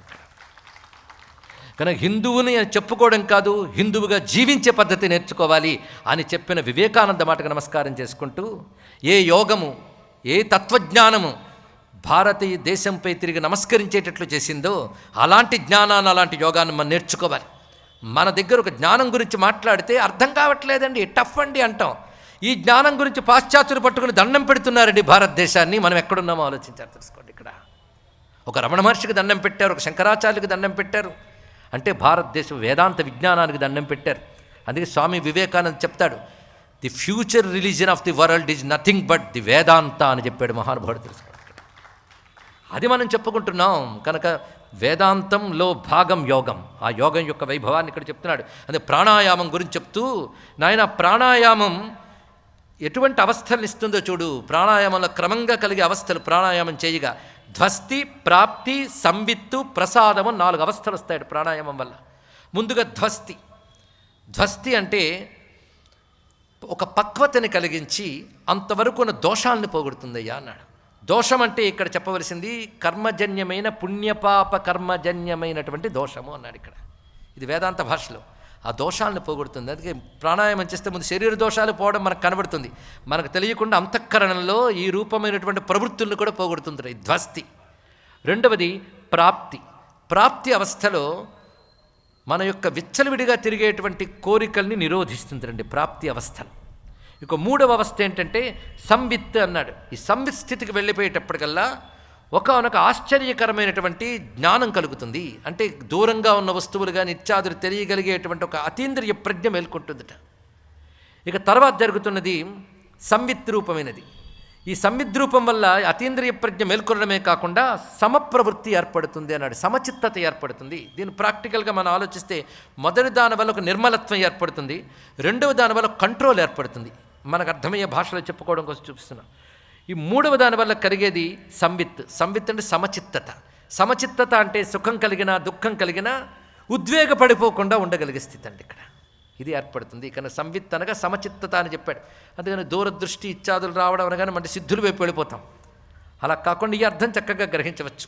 ఒకవైపు ఈ భాష గ్రహణాం జ్ఞాన సంపద విజానాత్ ఇందు సూర్యార్క గ్రహణాం జ్ఞాన సంపద అని చెప్పినా మళ్ళీ ఇక్కడ చెప్తున్నాడు తుల్య ప్రభావస్తు సదా యోగి ప్రాప్నోతు సంవిధం అన్నమాట చెప్పాడు. సమచిత్తత. దీన్ని బట్టి మనం చక్కగా అర్థం చేసుకోవాలి. ముందు ఒక నిర్మలత్వము, నిరోధము, మూడవది సమచిత్తత, నాలుగవది ప్రసన్నత. ప్రసన్నత లక్షణం. ఈ 4 ఏర్పడితే ప్రాణాయామ సాధన చెయ్యగా ఇది అవస్థలు క్రమంగా రావాలి అని చెప్తూ ఇందులో ఆసనాల గురించి కూడా పద్మాసనం, అర్ధపద్మాసనం, స్వస్తికాసనం ఇత్యాది ముఖ్యమైన ఆసనాల గురించి చెప్పాడు. ఇవి ఎక్కువగా ఆసనాల్లో వినియోగించవలసింది. ఇంకా రకరకాల ఆసనాలు ఉంటాయి. కాళ్ళు మెలిపెట్టడం, తలకిందులుగా వెళ్ళడం, అవన్నీ రకరకాల ప్రక్రియలు ఉండొచ్చు. కానీ జ్ఞానం కావాలి, భగవద్ అనుగ్రహం కావాలనుకునే వాడికి కావాల్సినవి ఈ మాత్రం చాలండి. మరి ఎక్కువ నేర్చుకుంటే అందులోనే తిరుగుతూ ఉంటాం. ఎంత అవసరం అంత నేర్చుకోండి. కనుక ఆసనాల్లో ప్రధానంగా ఈ 3 చెప్పాడు. ఆ తర్వాత ఈ ప్రాణాయామాన్ని అటువంటి ఆసనంపై కూర్చుంటూ సాధన చేస్తూ యోగి మితాహార ప్రాణాయామ పరాయణ. మితాహారం. డాక్టర్ పులుపు తినద్దంటే వాడు దేని ద్వారా పులుపు వస్తుందో చెప్పాడు కదా, అది కాకుండా ఇంకేది వేస్తే పులుపు వస్తుందో మనం ఆలోచిస్తాం. అంటే రుచిని కంట్రోల్ చేసుకోలేక. వీడికేం యోగం, వీడికేం సాధన అండి. ఎన్నాళ్ళు తిన్నాం, 10 ఏళ్ళు పడి ప్రపంచం మీద. ఎప్పటికైనా కంట్రోల్ చేసుకోకపోతే ఎలాగా? 4 కంట్రోల్ చేసుకోలేను, యోగమే లేదని చేప కథలో చెప్పుకున్నాం. గుర్తుందా? 25 గురువుల్లో ఒకడు. మర్చిపోరాదు. 6వ రోజుకి వచ్చామని 3వ రోజు కథ మర్చిపోతే ఎలా అండి ఇక్కడ? దాన్ని కంట్రోల్ చేసుకోవాలి. మితాహార ప్రాణాయామ పరాయణ. మితాహారం అంత గొప్పదండి. డాక్టర్ గారు పచ్చని చెప్పగానే ఇంక జీవితంలో ఆ భాగం పోయినట్టేనా అని కావడు. ఎంత ఏడ్చిందో పాపం. ఎక్కడికి పోతాయి ఇవన్నీ? అందుకే నీకు భగవంతుడు కావాలా, అన్నం కావాలా? కావాలంటే నిగ్రహించుకోవాల్సిందే. నిగ్రహం లేని వాడికి అనుగ్రహం ఎక్కడొస్తుందండి? అందుకే మితాహార ప్రాణాయామ పరాయణ జితాం శనిర్భూమి మారుహేతి యథాగృహి. క్రమక్రమంగా సోపాన క్రమంలో ఎవడైతే ప్రాణాయామ పరాయణుడై జితాహారుడై ఉంటాడో, 2 ఉండాలి. వాడు క్రమంగా మెట్లెక్కినట్టు, గృహి మెట్టెక్కి మేడకి వెళ్ళినట్లుగా వెళతాడు సుమా అని చెప్పారు. అంతేకాదు ఈ ప్రాణాయామం చేస్తూనే ప్రత్యాహారం చేయాలి. ప్రత్యాహారం అంటే వద్దన్న మనస్సు బయటపడుతుంది కదా, దాని లోపలికి తిప్పి ఏకాగ్రంగా ఒక చోట నిలపాలి. ఆ బయటకు వెళ్ళేదాన్ని లోపలికి తేవడాన్ని ప్రత్యాహారం అంటారు. అది ఇప్పుడు ప్రయత్నిస్తే లాభం లేదు. ప్రాణాయామం ఒక దశకు వస్తే కానీ జరగదు అది. ఇక్కడ ఆ నిలపవలసిన స్థానములు శరీరంలో కొన్ని ఉన్నాయి, అక్కడ నిలపమన్నాడు. అది ప్రాంగ్నాభ్యాముదరే వాథ హృదయే చ తథోరసి కంఠే ముఖే నాసికాగ్రే నేత్రే భ్రుమధ్య మూర్ధసు. ఇవి చెప్తున్నాడు.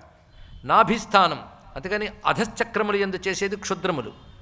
నాభిస్థానం, హృదయస్థానం, కంఠస్థానం, ముఖము, అదేవిధంగా నాసిక ముక్కు కొన, నేత్రములు, కనుబొమల మధ్య భాగం, మూర్ధిని. వీటి యందు నిలపన్నాడు. యోగశాస్త్రంలో మరొక యోగంలో దీనికి చక్రాల పేర్లు చెప్పారు. ఏమైనా ఒక దాని యందు నిలబెట్టగలగాలి. అది ధారణ. కొంతమంది హృదయంలో నిలబెడతారు, కొంతమంది భూమధ్యం నిలబడతారు. వారు పూర్వజన్మ యొక్క సాధన బలం బట్టి ఒక్కొక్కడికి ఒక్కొక్క దాని యందు ధారణ సిద్ధిస్తుంది. అదే అందరికీ ఒకటి కాదు, ఇది తెలుసుకోవాలి. ఇది ప్రాణాయామం తర్వాత ప్రత్యాహారం తర్వాత చేయవలసినది. పైగా ఇది చేసేటప్పుడు, ఈ సాధన చేసేటప్పుడు ఎలాంటి చోట చేయాలి అంటే అక్కడ ఆచారం అనేది ఎంటర్ అవుతుందండి. ఇక్కడ సదాచారం ఉన్న చోట చేసేటువంటి యోగమే సిద్ధిస్తుంది.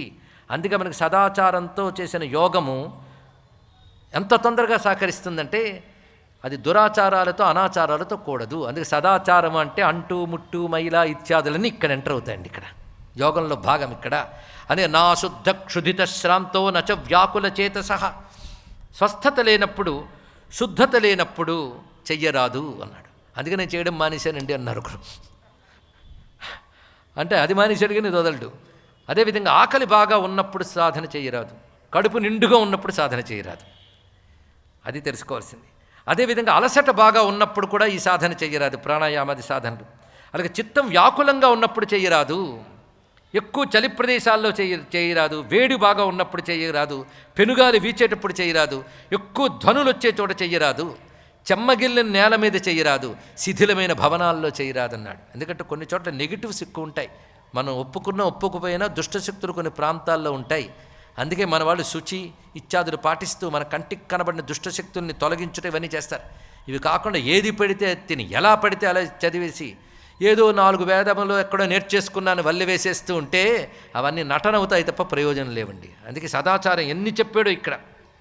అదేవిధంగా క్రిమికీటకాలు సంచరించే ప్రాంతాల్లో చేయరాదు, భయం కలిగే ప్రాంతాల్లో చేయరాదు, పుట్టలుండే చోట చెయ్యరాదు, ఇవన్నీ చెప్తున్నాడు. ఇలాంటి చోట చేస్తే యోగ విఘాతాలు ఏర్పడి కొన్ని రకాల ప్రమాదాలు కూడా కలుగుతాయన్నారు. ఆ సమయంలో దుష్టశక్తుల ప్రభావంలో శరీరంలో కూడా దోషాలు వస్తాయన్నాడు. ఇటువంటి పద్ధతి లేకుండా చేసే యోగం వల్ల బధిరత్వం రావచ్చు, మూకత్వం రావచ్చు, మతిభ్రమణం కూడా రావచ్చు అన్నారు. అందుకు పద్ధతి ఉండాలి, పద్ధతి లేకుండా యోగం చేయరాదు. ఇలా చెప్తూ ఆ విధంగా చేస్తూ యోగ సిద్ధుల్లో ఏవో సాధన చెయ్యగా వస్తాయి కదా, ఆ సిద్ధులకు ఆశపడరాదు అన్నాడు. ఇక్కడ సాధన చేస్తుంటే కొన్ని సిద్ధులు వస్తాయటండి క్రమంగా. ఏ కొద్దిపాటి మీరు సాధన, ఒక జపం కూడా ఒక నియమబద్ధంగా కొంతకాలం చేస్తే ఒక తెలియని వర్చస్సు వస్తుంది మనలో. ప్రతివాడికి ఇది ఎవరైనా చేయించండి, తప్పకుండా వర్చస్సు వస్తుంది. అంతేకాదు మాటకు ఒక శక్తి వస్తుంది, కొన్ని స్ఫురణలు వస్తుంటాయి. అంత మాత్రానికి ఎవడో అబ్బా ఆయన చెప్పింది జరిగిపోయిందని కానీ ఏ లోకం నుంచి దిగుంటా నేను అనుకోకండి. ఇవి సాధన వల్ల వస్తే సహజం, కానీ అక్కడ ఆదికి తృప్తి పడిపోయాడా వాడి యోగం మళ్ళీ వెనక్కి వచ్చేస్తుంది అన్నాడు. అది చాలా జాగ్రత్తగా ఉండాలి. అందుకు సిద్ధులు కొంత సాధన చేసిన వాడికి కనబడతాయి కదా, బాగా తెలుసుకో. అంతేకాదు ఈ సాధన చేసేవాడు ఎక్కువ కర్మలు పెంచుకుంటే, శాస్త్రం చెప్పిన కర్మలు కూడా ఎక్కువ బాహుళ్యంతో చెయ్యరాదు, ఎంత అవసరమో అంత. ఎందుకంటే అవి పెంచుకుంటూ ఉంటే వాటి వైపు శ్రద్ధ వెళుతూ యోగం దెబ్బతింటుంది. యోగంలో శ్రద్ధ ఉండాలి. అలాగే దానాది కర్మలు, రకరకాల లౌకిక వ్యవహారాలు పెంచుకోరాదు. అలాగే ఆడంబరంగా ఉండే పనులు చేయరాదు, ఉపవాసాలు అనవసరంగా చేయరాదు. నేనలేదు, దత్తాత్రేయుడు అంటున్నాడు. దత్తాత్రేయుడి పేరు చెప్పి మీరు చెప్పేస్తున్నారేమో అనుకోవద్దు. శ్లోకం కూడా చదవాలంటే ప్రతిదానికి చదివితే మరొక రోజులు అవుతుంది ఊరుకున్నాను. కానీ శ్రద్ధా నాశక దానానాం ఫలాని నియమాంస్తథ తత ఉపవాసాన్ మంత్రాశ్చ. మంత్రాలు కూడా కొంతమంది ఒక మంత్రం చేస్తే అక్కడ తృప్తి చాలక గురుగారు ఆ మంత్రం ఇస్తారు, విన్న మంత్రాలని అడిగేస్తుంటారు. ఇక్కడ చేయడానికి మాత్రం టైం ఉండదు. ఇంకా చూస్తూ విసుక్కుని ఏదోలా చేసేద్దామని కూడా ఎందుకండి అన్ని కావాలా? తరించాలంటే శ్రద్ధగా ఒకటి గట్టిగా పట్టుకుంటే చాలు, అది పట్టుకుంటే తరించిపోతారు. అయితే ఒక్కొక్కసారి కర్మ కొద్దీ ఒక్క మందుతో కొందరు రోగాలు తగ్గుతాయి, 10 మందులు వేస్తూ కానీ కొందరు రోగాలు తగ్గు. దాన్ని బట్టి గురువు కొందరికి 10 మంత్రాలు ఇవ్వచ్చు, కానీ వాడికి అన్ని ఇచ్చారు నాకు ఒకటి ఇచ్చారు అనకూడదు. రోగులు నాకెందుకు ఇన్ని మందులు ఇచ్చారని డాక్టర్ని అడగకూడదు. మందుల సంఖ్య కాదు, రోగం తగ్గడం ప్రధానం డాక్టర్ గారికి, వేరే విషయం. కనుక ఎక్కువ మంత్రాలు, తథ ఉపవాసాన్ మంత్రాశ్చ దేవతేజార్చనానిచ. ఎక్కువ పూజలు, ఎక్కువ పునస్కారాలు చేసుకున్న ప్రమాదమే. అందుకే మొత్తం మానేశానన్న ప్రమాదమే. ఇది కూడా తెలుసుకోవాలి. ఇది ఎక్కువ అన్నం తినకయ్యా అంటే అందుకే అన్నం మానేశానంటావా? మితం ఉంది కదా, వీటికి అలా మితి పెట్టుకోవాలి. ఇక్కడ ఇలా వివరిస్తున్నారు. ఇంకా చాలా విశేషం. లఘ్వాహారో జితేంద్రియ, లఘుహారము జితేంద్రియత్వము ఇవి కలిగి ఉండాలి అని చెప్తూ ఇలా చెయ్యగా వచ్చేటువంటి సిద్ధుల్లో ప్రాతిభము, అదేవిధంగా శ్రావణము, దైవము, భ్రమము, ఆవర్తము అని సిద్ధులు కలుగుతాయి మొదట. ఇవి అణిమాది సిద్ధుల కంటే ముందుగా కలుగుతాయి.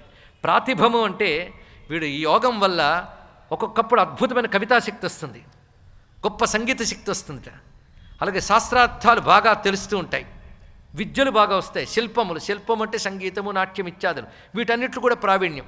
ఇవి గత జన్మలో చేయడం వల్ల ఇప్పుడు రావచ్చు, ఇప్పుడు వల్ల వస్తాయి.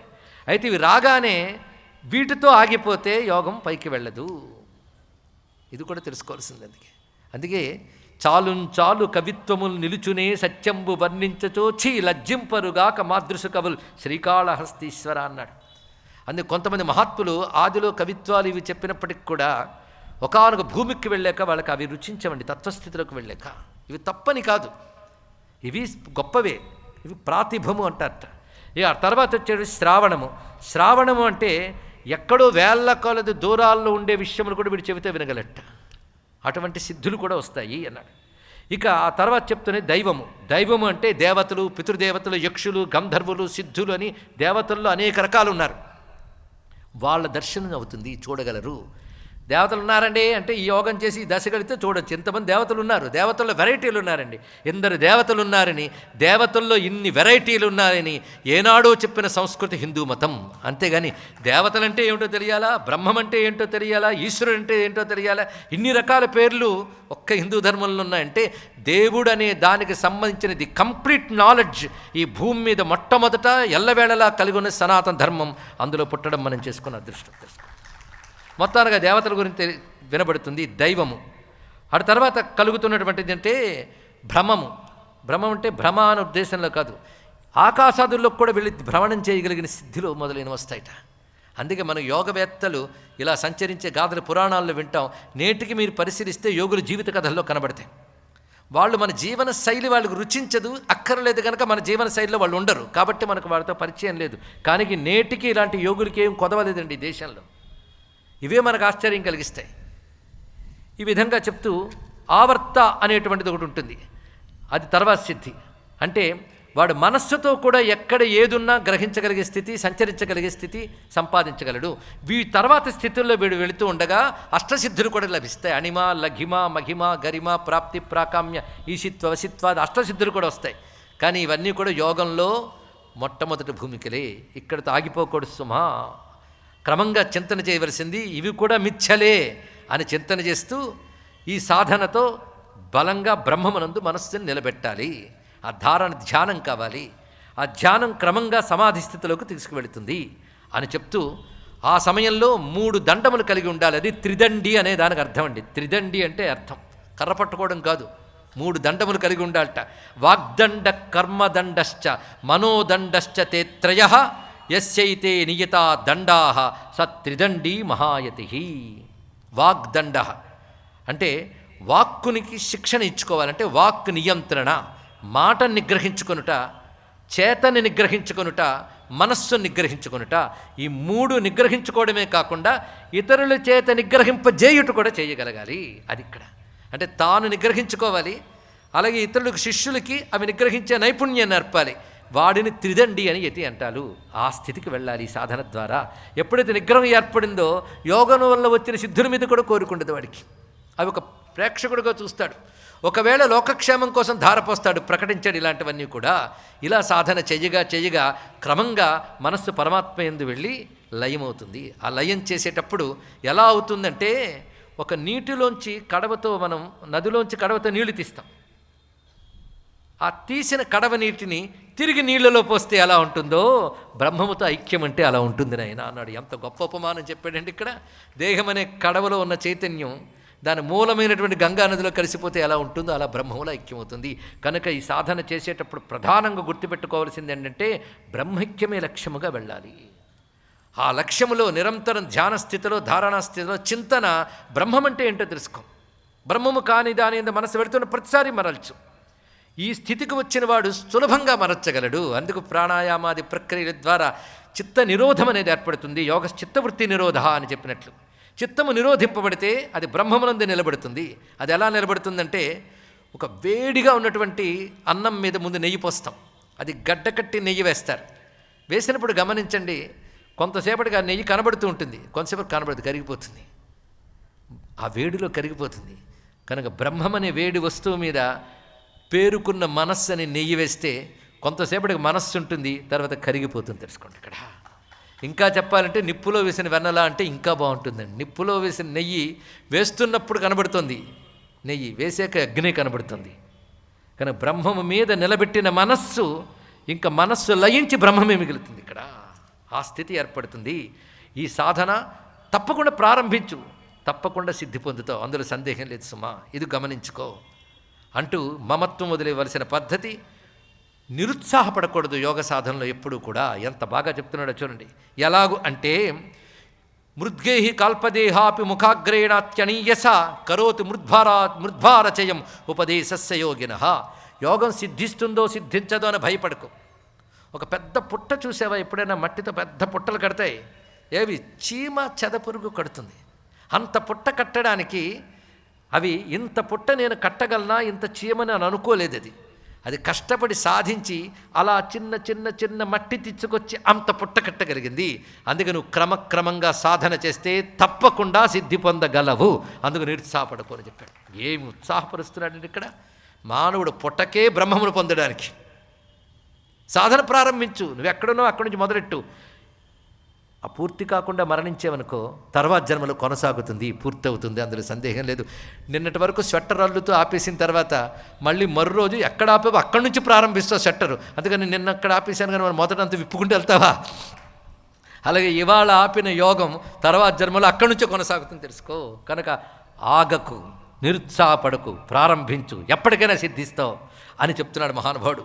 ఇంకొకటి, ఒక దూడ కొమ్ము గోవత్సస్య విషానాగ్రం ఆరక్ష తిలకాకృతి, చిన్న మొలకలా కనబడుతుంది ఒక దూడ యొక్క కొమ్ము. చూడగా చూడగా క్రమంగా వాడితేరి పెద్దదవుతుంది. అలాగే యోగ సాధన చిన్నగా ప్రారంభమైనా ఎప్పటికైనా గొప్పదవుతుంది సుమా. పైగా నువ్వు యోగంలో దిగి సాధన చేస్తూ ఉంటే తత్కాలంలో విఘ్నాలు కలిగినప్పటికీ ఆకర్షణల వల్ల దేనివల్ల మళ్ళీ లేవగలవు. ఇది తెలుసుకో ఒక దశకు వెళ్ళాక. అది ఎలాగో అంటే, ఒక మొక్క పెరుగుతూ ఉంటే ఆకులు రాగానే మేక వచ్చి కొరుకుపోతుంది, మళ్ళీ చిగురులు వస్తాయి, మళ్ళీ పెరుగుతుంది, గుర్తుపెట్టుకో. అందుకే చిన్న చిన్న విఘ్నాలు కలిగినప్పటికి కూడా యోగ సాధన చేస్తూ ఉండు, తప్పకుండా సిద్ధి లభిస్తుంది నాయన. అంతేగాని ఎట్టి పరిస్థితుల్లో కూడాను నిరుత్సాహంతో వెనుతిరగకు. ఇది గమనించుకోవాల్సిన అంశం. ఇటువంటి యోగి తాను ఇంట్లో ఉన్నా ఇంటికి ఏమి బంధింపబడ్డు, ఒంట్లో ఉన్నా ఒంటికి ఏమి బంధింపబడ్డు. ఒకరింట్లో బల్లి పిల్లి ఉంటాయి. ఇల్లు పాడైపోయింది, తగలడిపోయింది, విరిగిపోయింది, ఇల్లు ఖాళీ చేసి వెళ్ళిపోయారు. ఆ ఇల్లు ఎవడిదో వాడు ఏడవచ్చు, కానీ ఆ ఇంట్లో ఉన్నంతకాలం ఏ బల్లో పిల్లో ఉందో అది ఆ ఇల్లు పాడైపోయిందని ఏడవదు, ఇంటికి ఏమైనా ఏడవదు. అలాగే ఇంట్లో ఉన్న బల్లి పిల్లి ఇంటికి ఏమైనా ఎలా ఏడవో, ఈ ఒంట్లో ఉన్న జీవుడు కూడా ఒంటికి ఏమైనా ఏడవట్టండి ఇక్కడ. ఎందుకంటే తనతో నాది అనే భావం లేదు కదా ఇక్కడ. ఆ స్థితి క్రమంగా యోగ సాధన వల్ల బలపడి ఇది నేను కాదు ఇది నేను అనేది దృఢంగా తెలిసే స్థితి ఏర్పడుతుంది. ఎలా అంటే, ముందు ఇవి చేసేటప్పుడు విచారణ మానరాదు, అది తెలుసుకోండి. యోగ సాధన చేసేటప్పుడు విచారణ అనేది కావాలి. ధ్యానంలో విచారణ ప్రధానం, విచారణ బలపడ్డానికి యోగం ప్రధానం. అందుకే ఇక్కడ అలర్కుడు వచ్చి ముందు చేసింది విచారణ. విచారణతో నిత్యానిత్య వస్తు వివేకం ఏర్పడింది, అనుభవం రాలే. ఆ వివేకంతో చేయవలసింది ఏంటంటే ఆయన బోధించింది వైరాగ్యం బోధించాడు, ఇహాముత్రార్థ భోగ విరాగం నేర్పాడు. తర్వాత శమము దమము కలగాలని చెప్పాడు. శమము ధర్మం అనేది నిగ్రహం, అది యోగం వల్ల సాధ్యమవుతుంది. ఇక్కడ ఏదైతే అక్కడ ప్రధానంగా మనం సాధన చతుష్టయం అని చెప్పుకున్నామో దాన్ని ఇక్కడ యోగంతో కలిపి పరిపూర్ణంగా బోధించాడు. ఇదే సాధన అంతా కూడా. ఇలా చేసి మనస్సుని బ్రహ్మముతో ఎలా కలపాలి, ధారణ తర్వాత ధ్యానం ఆ విచారణ రూపంగా జరగాలి, బ్రహ్మముతో తాదాత్మ్యం చెందాలి. మొదట చెదిరిపోతూ ఉన్నా తర్వాత నిలబడుతుంది. నిరుత్సాహపడకయ్యా అని అలర్కుడికి బోధించాడు మహానుభావుడైన దత్తాత్రేయుడు. ఆయన ఉపదేశం పరిపూర్ణం చేసుకోవడానికే ఇవాళ మనం కూర్చున్నాం. ఇది విన్న అలర్కుడు తర్వాత ఏం చేశాడు అది మనం తెలుసుకోవడానికి రేపు సమావేశం అవుదాం. సర్వం శ్రీ దత్త చరణారవిందార్పణమస్తు. స్వస్తి స్వస్తి ప్రజాభ్య పరిపాలయంతాం న్యాయేన మార్గేణ మహిం మహిషాః. గోబ్రాహ్మణేభ్యः శుభమస్తు నిత్యం. లోకాः సమస్తాः సుఖినో భవంతు. మంగళం కోసలేంద్రాయ మహనీయ గుణాత్మనే చక్రవర్తి తనూజాయ సార్వభౌమాయ మంగళం. శ్రీదత్త శరణం మమ. శ్రీదత్త శరణం మమ. శ్రీదత్త శరణం మమ. శ్రీదత్త శరణం మమ. శ్రీదత్త శరణం